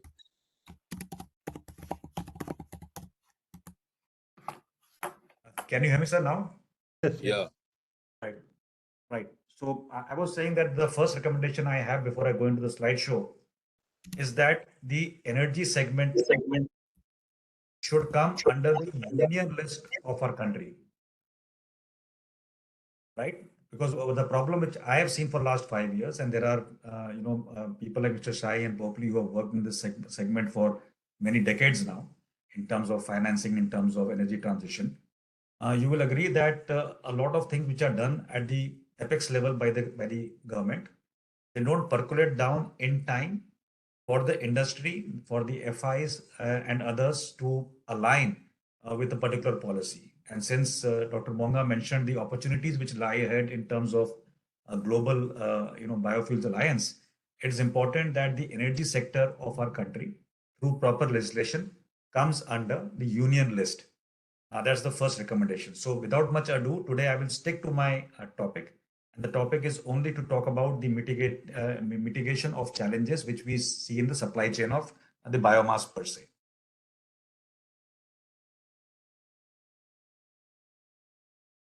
Now, we all know that there is a lot of disruption in the cost of energy. There are supply chain problems upstream, which are global supply chain issues, which are to do with shipping of coal, with the movement and warehousing itself, and also supplies to the point of use. And the Indian economy, and this is where the thrust of my recommendations would be also, is evolving around the rural segment. I mentioned earlier as well that the rural segment migration to the urban centers is a cause of worry and should be a cause of worry, along with the energy transition roadmap of our country towards net zero 2070. And that is why you are having various kinds of energy mix, right from nuclear to the bioenergy part, which is finding its own space in our country. And that is why it is important that the rural segment is taken care of. That means the farmers and the people around there are taken care of to create structures, rural economies, circular economies, and provide employment, to provide opportunities, to provide the money required for them to be comfortable there with all the facilities which they anticipate. So while we are growing at a rapid rate, and India is still to see a truly, remarkable industrial revolution, the consumption of energy, both domestic and industrial, is only going to rise exponentially in the next 2.5 decades. So India has not even reached the mark where it has to think about, mitigation of the climate challenges to get that 1.5 degrees down. India is not there yet. So India will probably start there as per its own evaluation of its plans somewhere around 2055. So it's still time for India for the next 2 decades to rely also on fossil fuel for its industrial requirements, but at the same time build up the requisite capacities through the infrastructure setups, through manufacturing, through skill development, through standardization and other parameters in the RE space as well. The major challenges which we see in the biomass part, which is the upstream part of any industry, including biogas, is flashed on the slide. I will explain a few of them here. And the moot point is that the energy transition roadmap of our country is still not defined in terms of quantum of that energy supply, whether to domestic or industrial. We still do not know that in each decade as we progress to 2070, how much of which kind of energy, whether it's nuclear, offshore wind, whether it's regular wind, whether it is to do with solar, whether it's to do with bioenergy, which component is going to contribute at which stage for how much of domestic or industrial is currently not defined. So this is the first thing based on the anticipated population, the growth, the requirement, the aspirations, what is the pegging order of the industrial and domestic requirement of energy needs to be done. At the macro level, like we have seen a lot of seesaw in terms of who controls what in the RE space. There is a requirement of an interministerial apex body. There is a SECI for a solar, but there is currently no BECI for the bioenergy part. So something has to be created in terms of government structure for ease of doing business, to get the financial drawdowns from the global market into the country, for the schemes to be put in at the apex level. So that's something to be still work in progress, I believe, because one has attended a couple of secretarial kind of meetings happening, but who's the boss and how it's structured is still not clear. And I'm afraid in India today, we are living in an age to push things. So it has to come down from the top down level. The financing schemes are there today. And unlike a lot of people feel that the schemes are not there, Mr. Popley is here and he has been able to dish out those schemes when he was in chair in IREDA. And he has covered from working capital to everything else, and including DFC, which is the US sovereign body, has also dished out schemes to companies in India in both working capital and requirement of your capex. Hello. Now, the financing of these schemes is there also in agricultural infrastructure fund and other schemes as well. But the only problem with all these schemes is that they are divided into specific segments and not cover the entire value chain. The second recommendation is to have a full value chain, which is the upstream of the biogas industry, to covered under a single scheme, whereas the drawdowns could be specific into the requirement of that particular private sector or the farmer or entrepreneur or any kind of an NGO working in that value chain. Then is the contribution from states. Now, everybody has been knowing the problem, Punjab problem of biomass burning, Haryana, UP, Delhi getting affected. And we have seen a lot of political bickering around this to go about how to do it. But the contribution from states, which is the skin in the game, is still not there. So there is no state which is saying that establish a project for 30 years on a lease of a land for say about 49 years, 99 years, 30 years, whatever. So the land and other associated factors which come into play for establishing of big ticket projects have to be contributory from the states so that they also have skin in the game. Merely stating policies and saying okay is not okay for the states to do. The next point is about the command zones. And here, the problem in the next 15 years is that the biomass will, in regional capacities and locations in India, will become scarce. There will be a problem of the cost effectiveness of biomass for various projects which are being established today, because we don't have a proper command zoning, and the audience understands this. So I'm not going to dwell upon what command zoning is, but suffice to say it needs to be done. Ease of doing business, again, under a single window has to happen. And if this is under the union list, like I mentioned in the beginning, the entire flow of the business can happen from top down. And that is the requirement. The largest macro challenge is carrying the farmer as a stakeholder. And I've been saying this in all forums, that today we are treating the farmer as a commodity provider of the biomass. You have to treat him as a stakeholder. He has to be part of the full spectrum of upstream, midstream, and downstream till the sales happen. And some profitability of the sales has to plow back to the farmer to keep him engaged as the stakeholder. Some micro issues which are listed here. The first is the awareness campaign.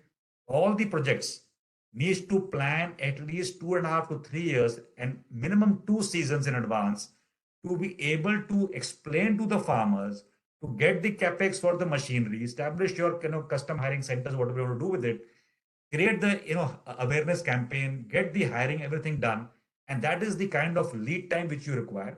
And all geographies in India are not aligned currently to the use of this stubble for any use, whether it's burning in a boiler or biofuel or any other ancillary use. So it needs to be taught through. Entrepreneurial enablers are 3.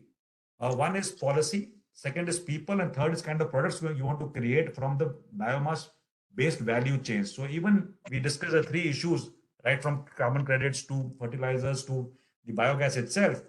Any other product which can be thought through as an intermediary should be taken care of, and that is where you want to encourage the entrepreneurs to come in and participate. Land and equipment, which are the major component of any project which is based on the biomass, the holding of that equipment, the land and everything else, in my advice would be to have it on the site of the project developer.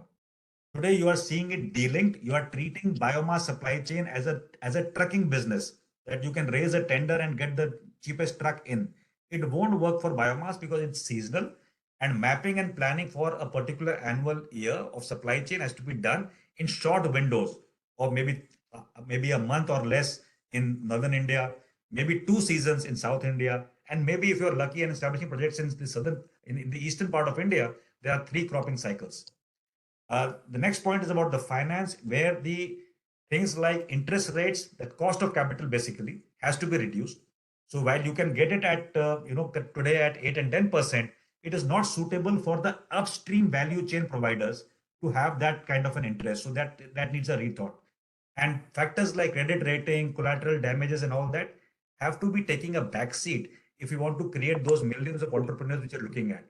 And last point in the challenge is about the R&D and tech innovation. And my advice would be that we should engage with other friendly countries to have co-development of technologies, whether it is harvest, post-harvest, or beyond till the project level, and even beyond that, and also R&D. And I quite agree with what Mr. Sai said initially. And I agree with my last bullet point here, which says that the mindset has to enlarge. There's a lot of scales which are applicable for biofuels in the future. There are gaps, there are challenges, but the mindset needs the review. And that is my last slide now, in which I will just list out some recommendations for your kind consideration. And the first one I'll start it with what is in green, and which is the 4P model, which is beyond the triple P model which the entire world talks about. The 4th P is the people, and in my sense, in the biomass industry, it is the farmer. And I've alluded to this part initially in my deliberation. I will not talk more. We can debate about this a little later, or maybe in some forum subsequently. So 3 sets of recommendations: macro, micro, and minor. And I would like to say that the energy transition roadmap proper with the zoning is the need of the hour with the apex control. I would also say that the profit sharing with the farmers in the 4P model and how you curate systems. I'll give you a very basic example, and Ashish is here. He will agree with me because he has worked and slogged in this industry for good about 3.5 years now. And he himself took on the onus to connect the supply chain to his factory, if I may say, himself. So as an owner of the project, he took ownership of the supply chain as well. And barring him and maybe a few more, most of the biogas projects today are hinging on the farmer on one side, the factory on one side, and in between you have a middle, I will not say middlemen in that sense, but a mid company or some supply chain company which comes in to do the role of meeting ends on both sides. And this is actually increasing the cost of the biomass by about 20-30% delta, which needs to go off, because that is not viable for majority of biofuels, and especially for E2G and SAF to come in the future. And I'm quite sure the CBG projects also, if they can, hive off that about 20%, cost, they'll be much more comfortable in establishing more projects in India. Then is to do with education, skill development, farmer financing, approval process as well, and take or pay models for SCM. I'll just elaborate a little bit, which is in the micro column I've written here. Say there is a hard to abate sector like the cement sector. Now today, when they want to go green by 10%, 20%, 40%, both in scope 2, scope 3 as well, they are willing to pay that price, maybe not a premium currently, while some companies are paying the premium as well for health and the issues of environment. But I believe even in financial viability models, the company itself has to take ownership. So you can't have a supply chain system created in your midst, and finally you are not doing this take or pay model. If take or pay models don't come in hard to abate sectors as a project developer, you will not have consistent supply chains. Then coming on to the last column, which is about the minor recommendations. And I'm saying that the project owner must own land. Just imagine what I'm saying. We had this segment of wind energy about 2.5 decades ago. It boomed, right in the western sphere of our country, Jaisalmer area, where I've traveled a lot. And all these plants faced a crisis about 4 years back.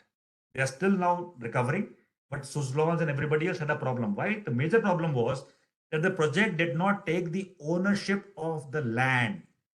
So if you take a project in the biogas segment and the project life is say 20 years, or a E2G which is 30 years, or whatever you are projecting at, you need to be sure that you own the land. And you will find in your books, when you do the maths of the financial modeling, if you own the land, and if you also own the land for the aggregation quantity of the biomass. Just let me explain. There is a biomass plant, like you may have seen the Verview plant as well. Next to it, you have your own places where you stack the biomass when it's getting aggregated in the season. But what you do is, you straight from the harvesting grounds, the fields, get the biomass in the first haul to your own land near to the project. This entire thing, if it's under your ownership, you achieve two things. Firstly, your costs are a little better. And secondly, your risk is mitigated in terms of supply chain errors and problems, the weather, the farmers getting greedy, or whatever you can think of. The next bullet point is about the integrated logistics, which nobody has, taken it in the right seriousness. If you go into the nuts and bolts of the supply chain, both upstream, holding of the biomass, and also thereafter the movement of the biomass to the factory and beyond, you will find that the entire system, it's not even about trucking, the warehousing, the maintenance, the entire system has to be capped as a logistic element of this entire value chain. And then you need companies to come around this logistic part, because currently it is unstructured, ad hoc, and at times the price surges are so high that the biomass manufacturer or the seller is not able to do at the right price point in which the project wants the delivery to be done. And last but not the least is something to do about the energy crop plantation, which we should look at. And I think that if you have exclusivity of SCM partnerships, this is my last point to you. If you have exclusive SCM partnerships being done by somebody at cost, and then you pay a small delta or a premium for that service, this way you can structure the supply chain for the biogas plants a little better. So just to summarize, direct farmer connect, ownership of the project, control over the logistics, commercialization of the byproducts and intermediaries which come in between, because that will get your overall cost down, and all the global standards of deliverance, including ESG, SDG, has to be done today to get anything done in terms of a project. Whether you make a DPR, whether you get a drawdown of money from a FI, or do anything else, it requires these 4 or 5 bullet points. And if you are correct on these bullet points, you will get from the upstream the correct amount of sustainable quality and quantity wise biomass for your project. And a defined bioenergy roadmap is something which I will again reiterate before I close. And gentlemen, and maybe there are a few ladies here as well. Yes, I can see a few. So just to say that, this entire bio journey, and somebody said that subsidy killed us a decade plus ago in terms of biogas sector. I quite agree, subsidies are not the way forward. But this entire gamut of bioenergy is either, like this ocean which is flashed here, either you drown in it or you take it as an ocean of opportunity and you rise above it, even if you are in a submarine. So that's my say, and I will be happy to take queries, please. Thank you so much.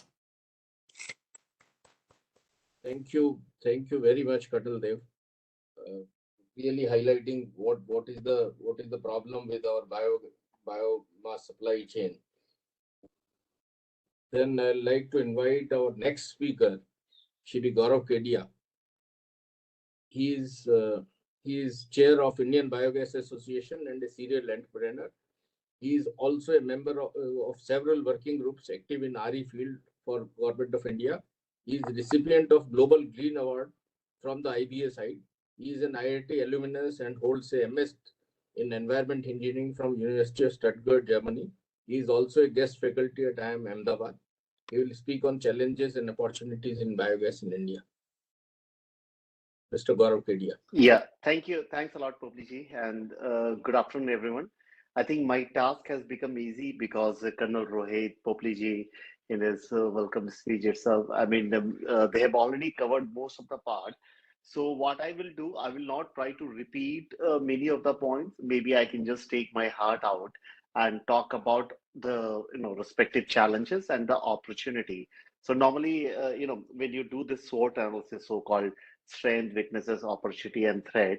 So strength and weaknesses are internal, and challenges or other way around, opportunity and threat are external.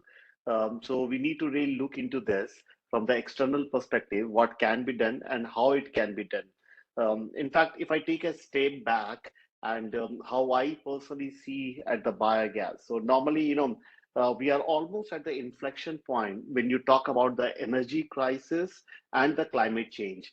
So biogas is something I personally see as a transition fuel because, if you talk about green hydrogen, I don't know, in one of the slide, I'm going to talk about dimethyl ether or methanol. Many of these things have got a lot of promises, but they will still need time. So biogas is something which is there. We need to just look at it in a more pragmatic manner, what can be done and what cannot be done. And here it's very, very important that not only we talk about the technical part, not only we talk about the financial part, but very, very important that we talk about the social part as well. And I think this is where the whole analysis becomes very, very important here. If I just try to, as I told you, I would like to take a step back. If I try to talk about biogas concept in general and try to look into the impact which it is creating, it's tremendous. Of course, there's something called potential and there's something called potential that can be harnessed. And, it's $1 million question how to harness.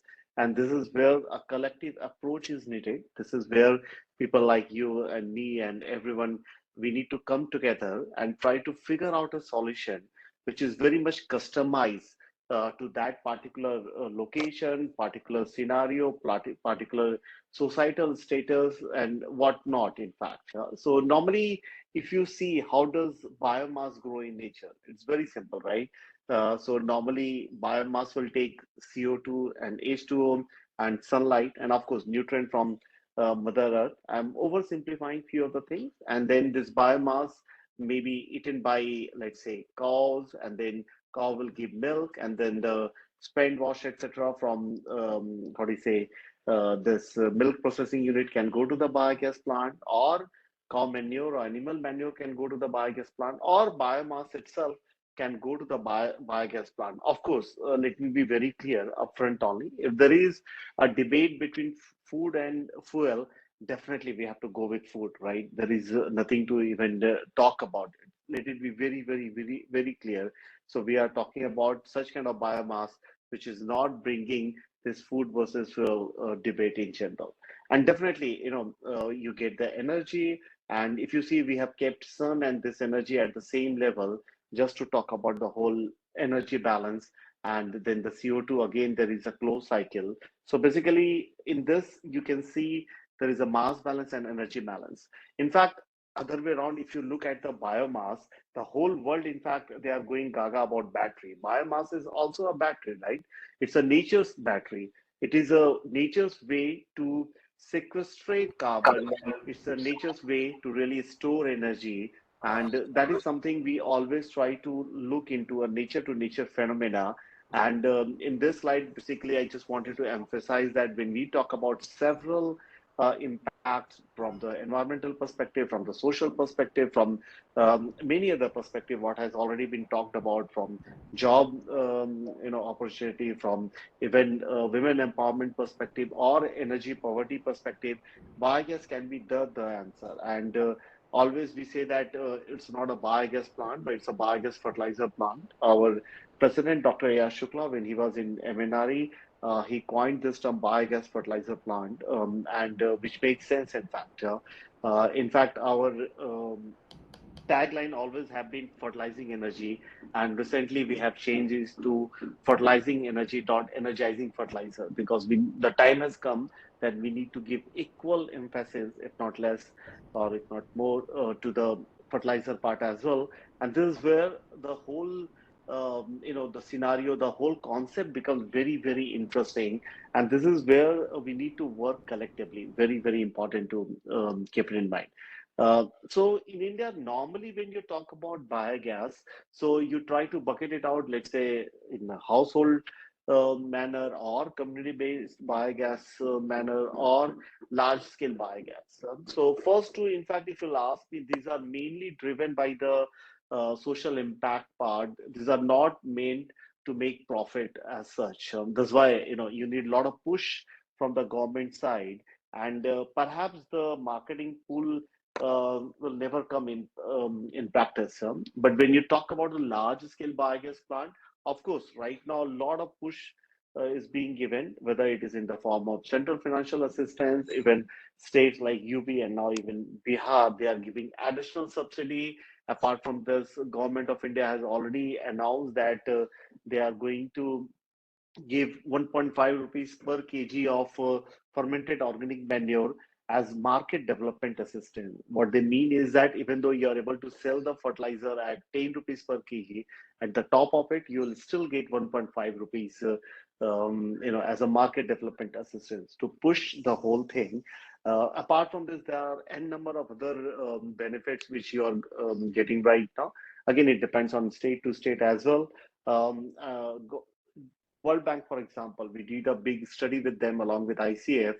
They have already agreed to provide around $500 million to India under credit guarantee scheme. So basically, at the beginning, you must have heard that when you go to bank, they will ask collateral for this kind of project for the right reason, because banks, they also would like to de-risk their risk, right?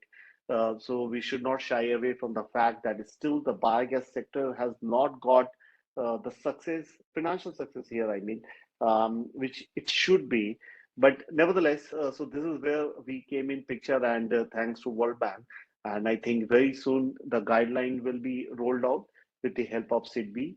And then if you go to the bank and if you ask for the loan, so you don't need to provide, that would be the ideal condition. Let's see what the guidelines talk about. But nevertheless, this is where a lot of push is being given. Also under Satat, OMCs are going to buy, or they are already buying whatsoever you can supply. Of course, as Popliji said at the very beginning, that right now it's not in a very much binded manner, but nevertheless, things are going in a very positive manner. So, well, as I told you, technical, financial, and social. Many a times people keep talking about technicalities, technicalities, technicalities. Of course, you need to talk about it. I'm not denying that. A lot of financial modeling can be done.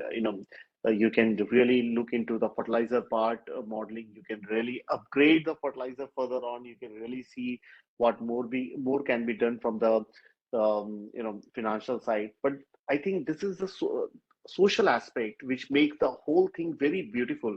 as Colonel Rohit was also emphasizing a lot on the farmer, perhaps we need to change a lot of things from our side to look at these people, look at many stakeholder in a very different manner. I think what he was also trying to emphasize was that farmers are also entrepreneurs, right? The only difference is that any business you talk about in the world right now as well, it's between men and men. We guys are doing it. It's a farmer who does business between nature and men. So we need to think what really farmers are thinking and the style which they are adopting. So we need to really come down and talk to them and try to understand their real problem instead of imposing what we feel. We should look what they feel. We should understand that empathy plays a big role over here. And perhaps then the whole supply chain mechanism, the whole feedstock issues can be figured out in a more simplistic manner. We should not make it very complicated. I mean, if you go there and perhaps you pay them 300 rupees a month, they will not agree. But if you pay them 10 rupees per day, perhaps they will agree. So what I really want to emphasize over here is the fact that we need to think in a very different manner, the way they are thinking, not the way we are thinking and trying to impose that. It has never worked, and I don't think it will work. In fact, this top-down approach, it has to be bottom-up. It's as simple as that. So as I told you, I will not be repeating a lot of the things which has already been talked by the earlier speaker and which you might be already knowing. So here we have just put the comparison sheet between CBG and CNG. So principally, CBG is nothing but methane as such. In reality, when you sum up all the maximum, etc., whatsoever is given by BIS standard, you will end up at around 94-95% methane, but the minimum methane percentage is defined as 90%. I'm not going in detail over here, but what I really want to show you guys over here is that when you talk about CNG, you also have the higher hydrocarbon, which you don't have in CBG. So in a manner, it's very straightforward and clean gas. When you talk about the potential from, let's say if you consider sources like agro residue, forest residue, press mud, municipal solid waste, we almost have a potential of around 60 million metric ton per annum as far as the CBG is considered, which is a big one because I don't know how much LNG we are importing, perhaps 23, 24 million metric ton per annum right now. So theoretically, you can replace all the import as far as the LNG is concerned, which is a big thing, right? India, on one hand, they are talking about increasing their forex. They are talking about Paris Agreement. They are talking about the Clean India Mission, Swachh Bharat Mission. They are talking about n number of things, and we can really take care of all of this thing through only one solution, and that is biogas. Sounds simple, but as I told you at very beginning, there's a lot of difference between potential and how to harness that potential, and this is where the whole planning comes into picture. So if you see the present landscape, we have less than 50 plants under Satat, and we are talking about around 4,100 LOIs, a little less, I guess, which has already been issued. And in principle, Government of India want to have 5,000 large units, which is nothing. If you'll ask me, in Germany, we have more than 9,000 large-scale biogas plant. And if you consider India as, I don't know, 26, 27 times larger than Germany, so theoretically we have, very big potential. But nevertheless, if you just see from the present LOI perspective as well, it's quite well distributed. So basically, in future, we all would love to have this kind of scenario where, at most of the places you'll see that we are going to have the bio CNG plant. There are a few sweet spots, especially when you talk about the Punjab region, especially if you talk about the sugar belt of UP. In UP, because you're getting an additional subsidy, perhaps it's getting an additional push. But nevertheless, I think it's quite well spread when you talk about the awarded LOI at present. One of the good thing which has happened is that now when you sell CBG to OMCs, it has already been indexed with the current CNG price. So basically, if you are getting CNG in market at 100 rupees, then here you'll be getting around 78 rupees or something like this. Although personally, if you'll ask me, it should be other way around. We should get a premium on it because it's a green fuel. But nevertheless, that's how it is, which is also not bad in my personal opinion. And yeah, so these all are something which are giving a lot of push to the sector. Of course, the pull has to be there as well, because just giving push will not help. You need to have a pull factor.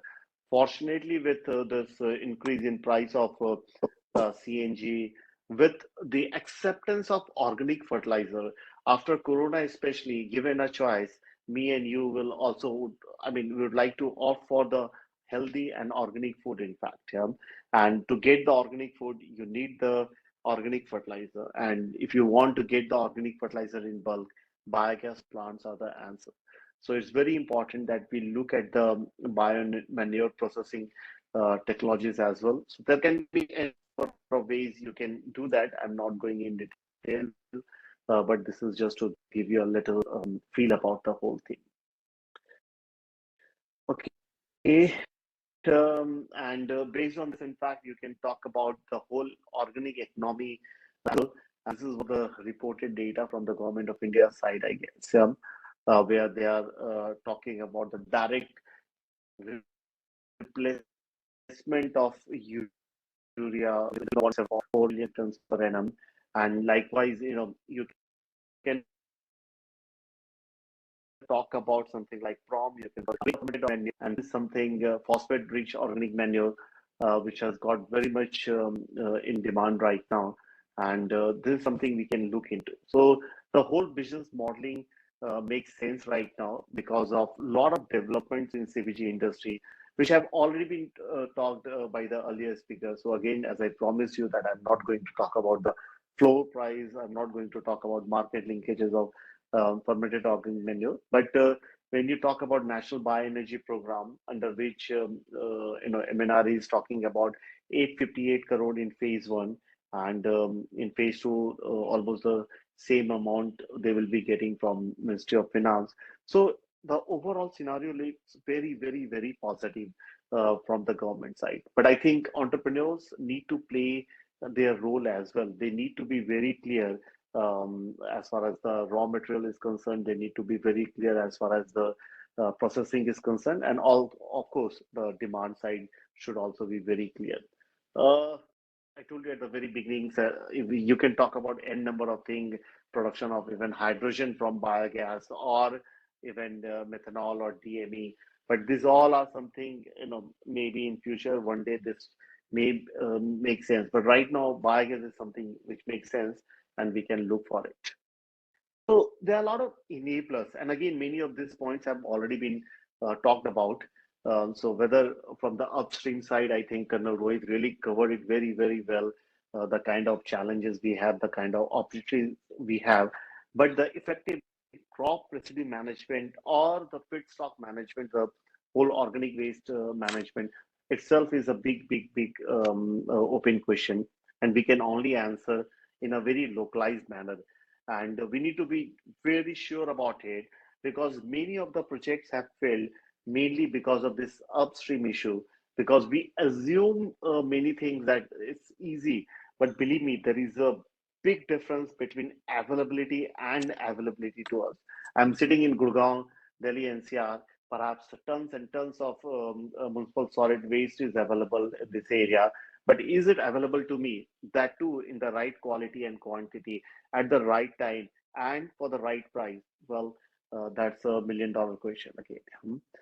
Midstream, when you talk about, of course, development of standard. Now we already have one standard in place from BIS side. Perhaps it will also undergo revision, but at least we have something good.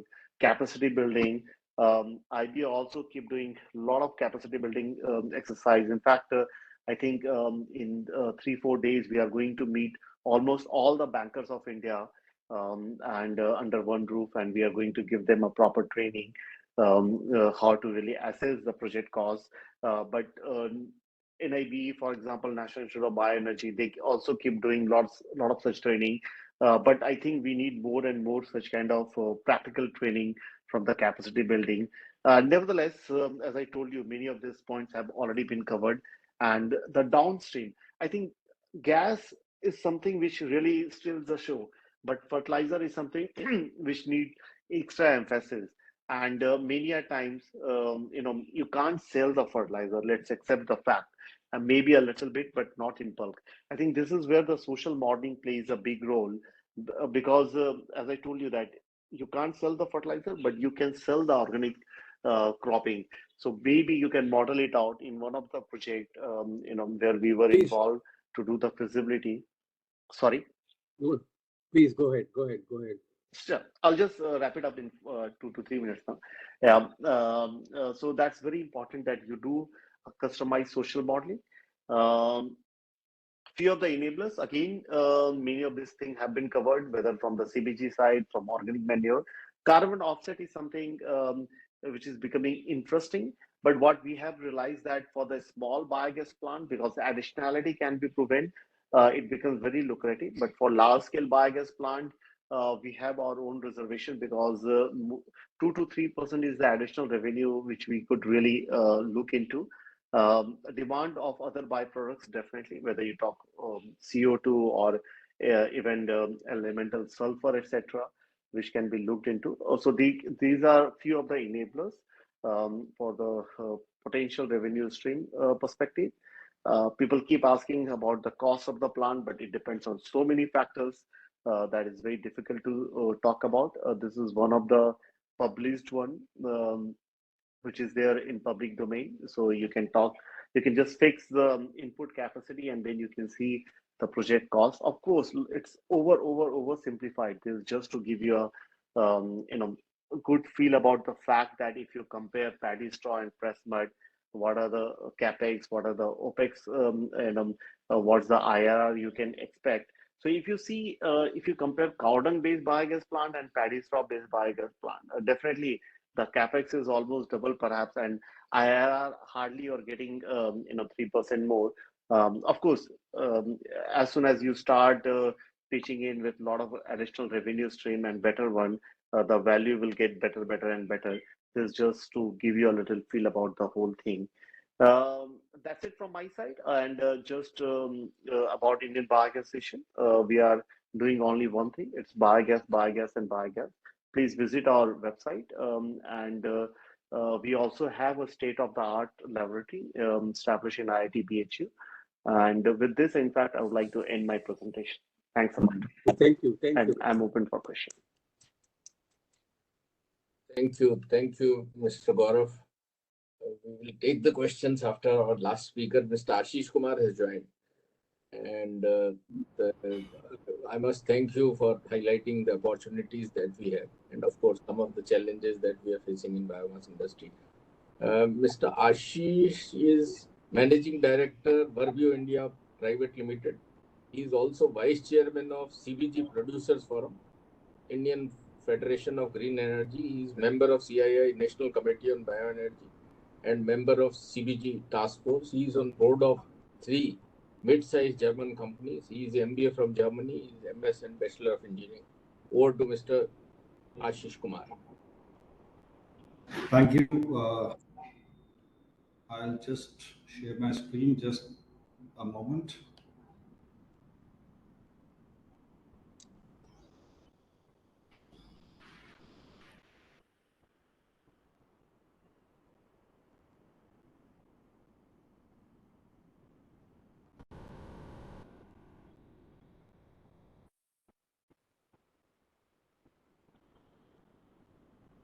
So is my screen visible to all? Yes. Not yet, sir. Yes, Ashish, visible. Okay.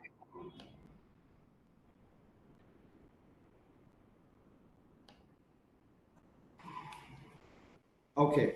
So good evening, everybody. Thanks for the invitation to participate in this webinar.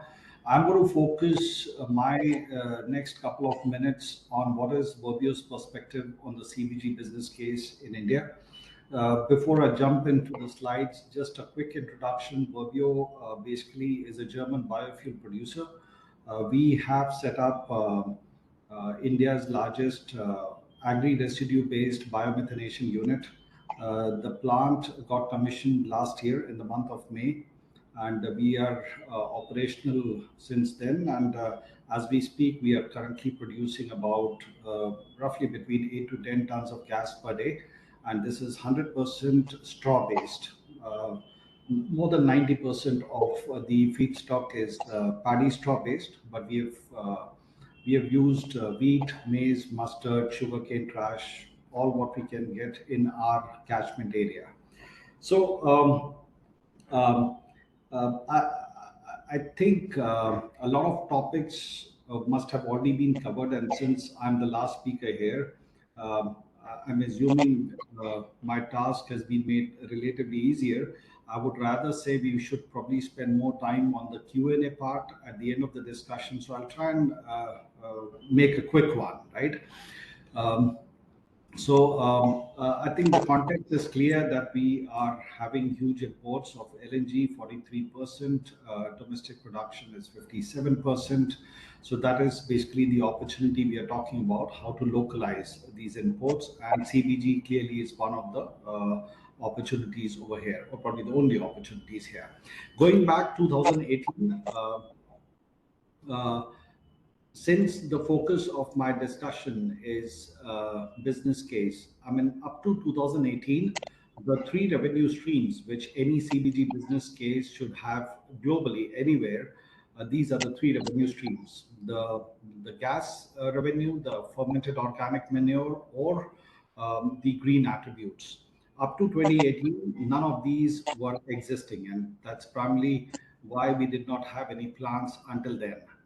That's when Satat gets launched. We don't need to get into the details of that. And so basically what happened with Satat is at least the first revenue stream of biomethane got active with 46 rupees per kg. Now, I think Gaurav already highlighted that this pricing was later updated, in the sense the CBG prices got indexed to the CNG price. So it was kind of coincidental because our plant got commissioned in May and this price got revised from June onwards. So that was good. Wherein the biomethane, or let's say the CBG price, was really active, but still the other two revenue streams were still not existing. And that is where the policy development has a key role to play. This is how the plant looks like. This plant is spread over 20 acres of land. We have got a capacity of 33 tons of CBG production per day. This is based on 120,000 tons of active residue. Sorry? लिखा था audio connect fail हो गया था, हो गया फिर बंद हो गया. Ashish, Mr. Ashish, please carry on.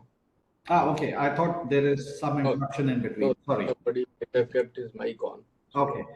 So we need to basically register three figures. One is the gas production, the second is the feedstock, and the third is the FOM, which gets produced. So that will be roughly in the range of 700 to 750 tons per day on full capacity, right? That's the big number what we are talking about here.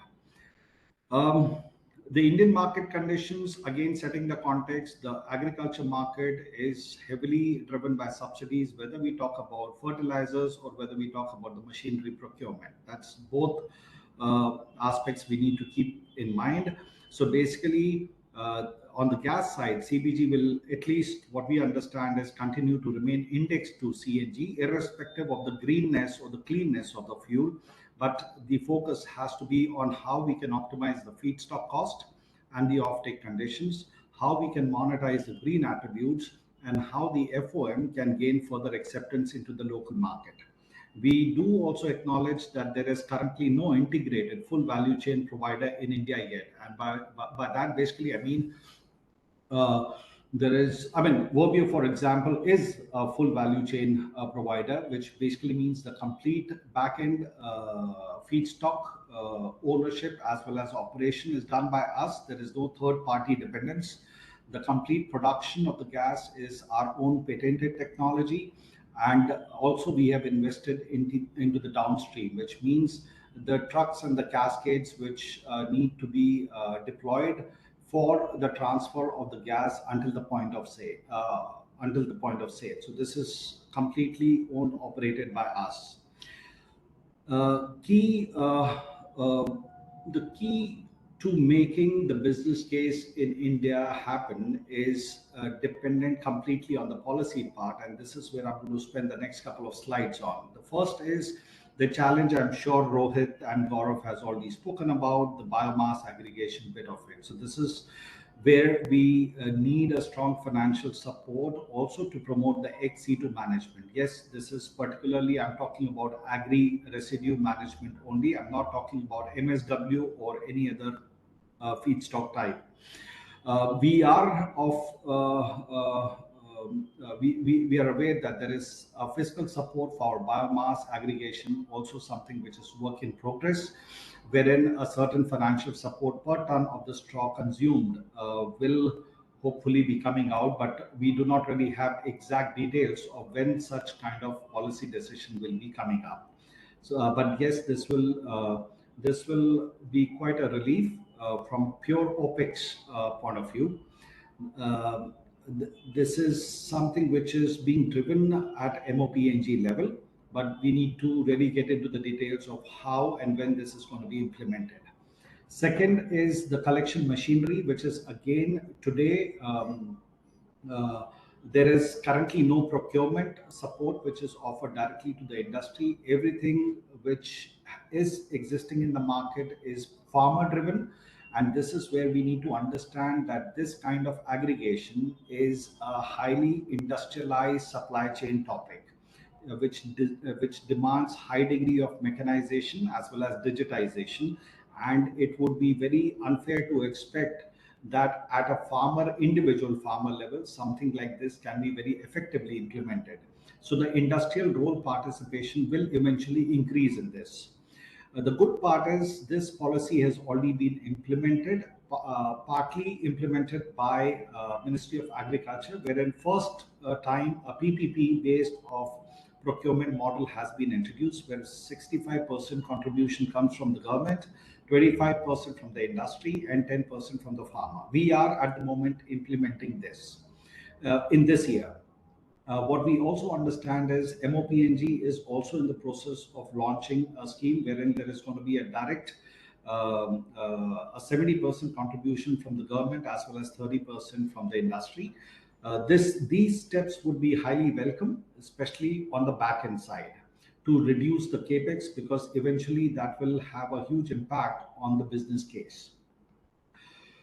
Then we jump into the offtake. Our understanding is that when we talk about medium to large scale capacities, and let's say when I use the term medium, I'm talking, let's say, roughly about 8 to 10 tons per day of gas production onwards.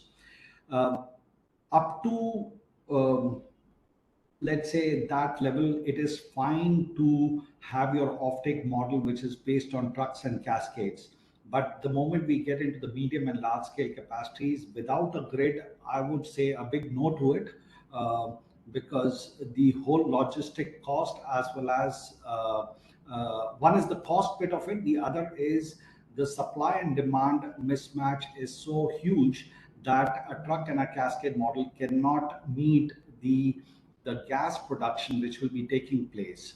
And that is the reason why grid connectivity is a must for medium to large scale capacities. Now, again, the good part here is that both the topics which is related to the blending obligation as well as a capital support which will be offered up to 50%, that's what we understand, for the laying of the pipeline to achieve this last mile connectivity, is in an advanced stage at MOPNG, and we are expecting the policies to be announced soon. I think there has already been a discussion on the FOM monetization. So the two major steps which have happened in the last couple of months. First, the FCO has been adapted in terms of specifications, wherein the FOM coming out of the plants is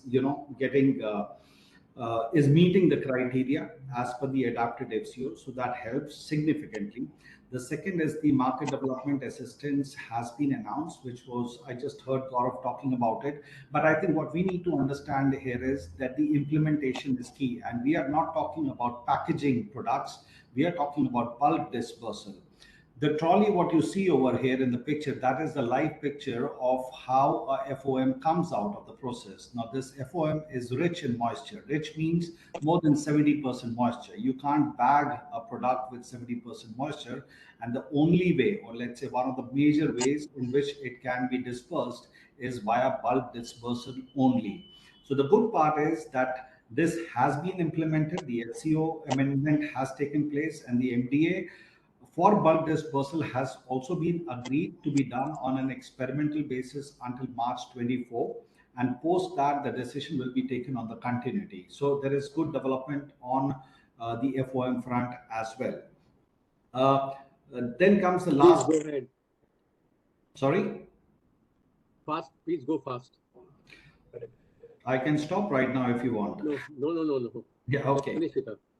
So the last point here is there is currently still no environmental benefit, which basically means there is currently a discussion on introduction of India's CBG certificate scheme. So again, this is a discussion which is going on together with IGX. I see Mr. Mediratta is also as part of the audience. So this is where we are at IFG. We are working together with IGX to work on introducing this topic.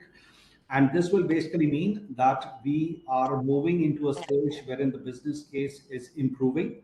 But there is still a question mark on this green attribute topic, which will really make the IRRs, which you saw in Gaurav's slide, making it a little bit more attractive for the investors to come in. That's, I think, all what I would like to talk about. I am done. Thank you so much. Thank you so much, Mr. Ashish. Now there is time for some quick questions, if there are any. Two questions you can ask. Hopefully. Yeah. Anyone in the audience?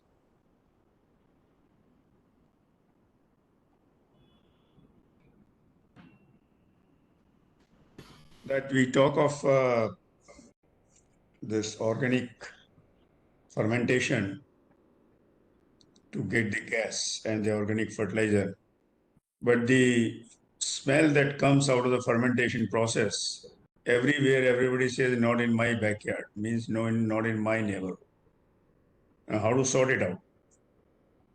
The concept is very good. Everything is benefit everybody, win-win situation. But how to handle the smell, stench? So, Mr. Garden, I can share my input. It would really depend on the feedstock which is being used. So, as far as the agri feedstock is concerned, there is no smell. This is mostly in municipal solid waste. Yes. Municipal solid waste is there. Then poultry litter, there is a problem. So, 2-3 things where this issue is there, sir. You see, the problem that municipal solid waste in India poses is its segregation and its usability for the purpose. Plus, the cow dung or that village waste that is available and that is more or less uniform and harmonious and can be used directly. But there is a question of stench, and here the question of stench is not there in the urban waste, urban solid waste, but the problem of its suitability is there. Right. How do you handle it? May I answer this question? Yeah, please. Belong to this field. I think one speaker, Mr. Gautam Kedia, talked about medium-sized plant and referred to BRC technology in Nisarguna. Here, the first Nisarguna plant was located near a hostel within Anushakti Nagar, Mumbai. There was stench at the initial stages, But later on, after ensuring that there are no leakages, stench has been removed. And this particular plant is located by the side of the students' mess. The gas is supplied directly there.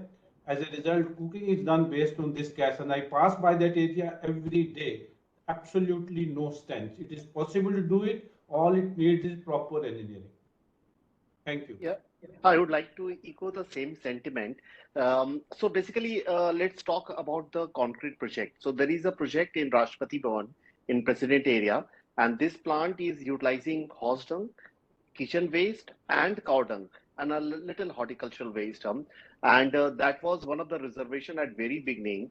And believe me, if the plant is designed well, and if the gas is utilized in a proper manner, that H2S is also taken care, it's not getting leaked, then hardly any, there is almost no smell. Otherwise, you can imagine that all the big guys bungalows are there just at the boundary as well. So they will simply throw out this biogas plant. It's running from last 4 years like anything, day and night.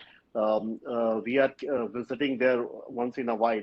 And I think one of the way, and it's a good question, I tell you why, because there are many ways you can see if a biogas plant is performing well or not. So let's say at input, you'll see a lot of flies, but at output in the fertilizer, if you don't see any fly or very little fly, it means it's of good quality, the fertilizer, and it will also not smell in that manner. So it's more a design problem, I would say, and which we need to take into consideration. It's not a generic issue. A well-designed plant like that of Verbio, etc., the one I'm telling you in the Rashtrapati Bhavan, I mean, it's really of no problem, in fact, as far as the smell from the fertilizer is concerned. But you are right. If you are going to store the feedstock, let's say municipal solid waste, for a longer time, so you need to really again engineer it in such a manner that it has got a negative pressure, and the smell is not going out. So we need to take that as a part of technical consideration. That's something we should do it proactively, not reactively.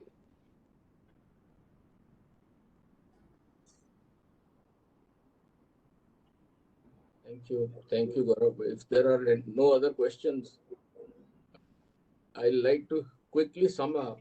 I have one question. The plants that will be coming under SATCAT scheme, will they will be eligible for carbon credits? Yes. Okay, thank you. I think that is very irrespective of any scheme, whether it is SATAT or whether it is CBG CGD synchronization scheme. It is irrespective of the scheme any plant is part of. Only thing is how much you get and how do you get it. Exactly. So I think what we need to understand is there are two types of markets. One is a voluntary market and the second is the compliance-based market. The voluntary market is what leads us to carbon credits, whereas the value under the compliance markets are different. Okay.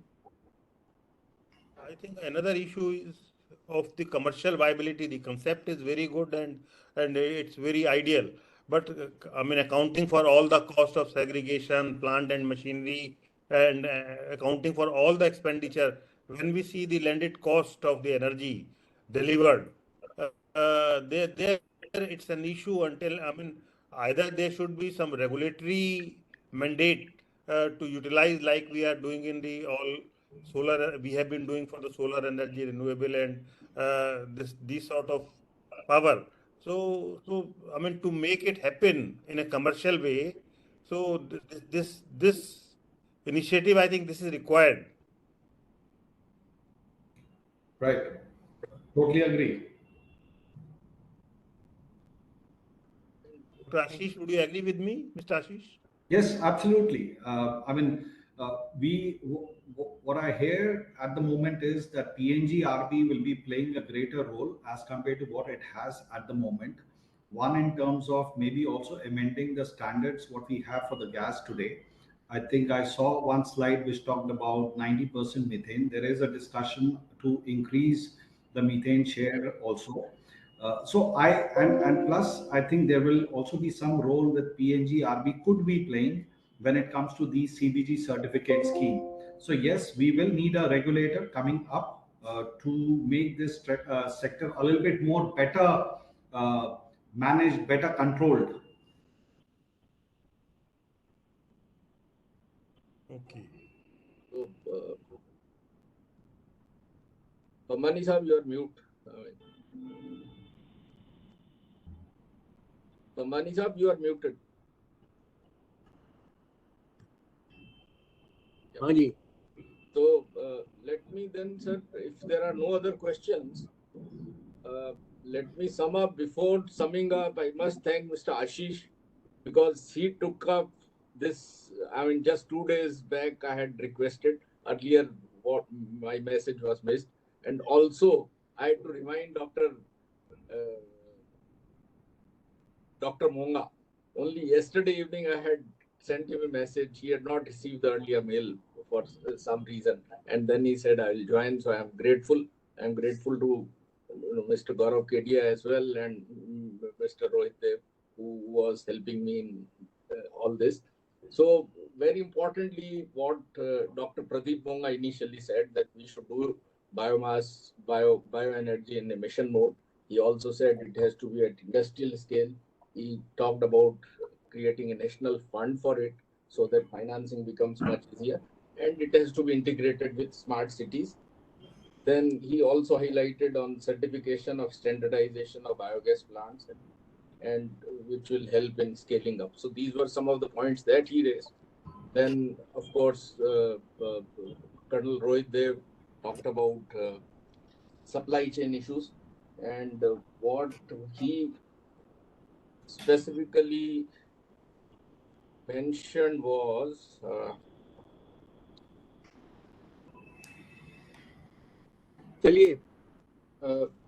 no, he had highlighted some of the very important. He said the ownership of supply chains industry should take. That is very, very important. He also said take or pay model will work in this. So these are 2-3 things that he said, and it has to be integrated model with this. Then, of course, Mr. Gaurav Kedia talked about all the opportunities and challenges that we have and how we have 60 million metric tons of biomass, this biogas availability. He talked about some of the enablers for this and about biogas, domestic plants and community-based plants and large power plants.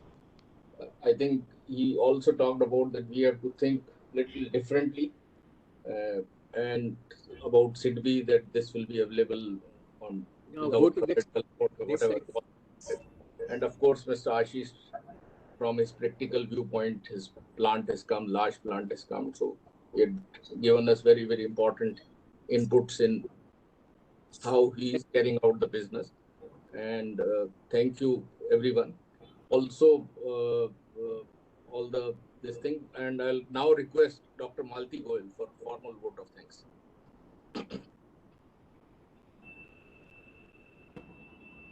Very short and summarize.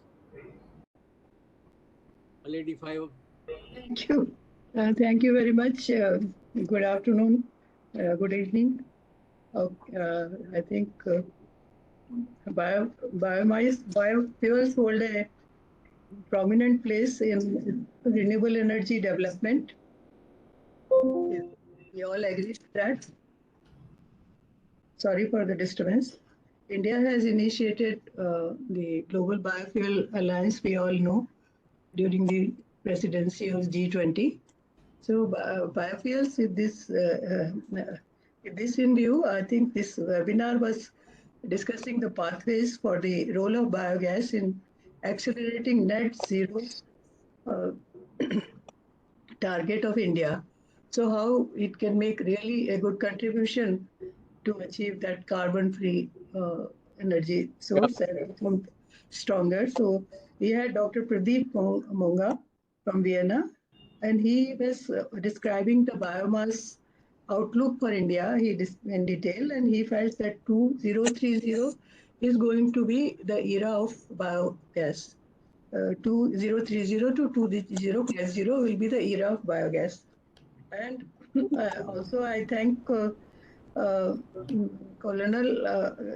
Rahul Devji, who highlighted the challenges in biofuel supply, and also biofuel supply chain and he has made certain recommendations which need to be followed vigorously. I also thank Mr. Rahul Kedia.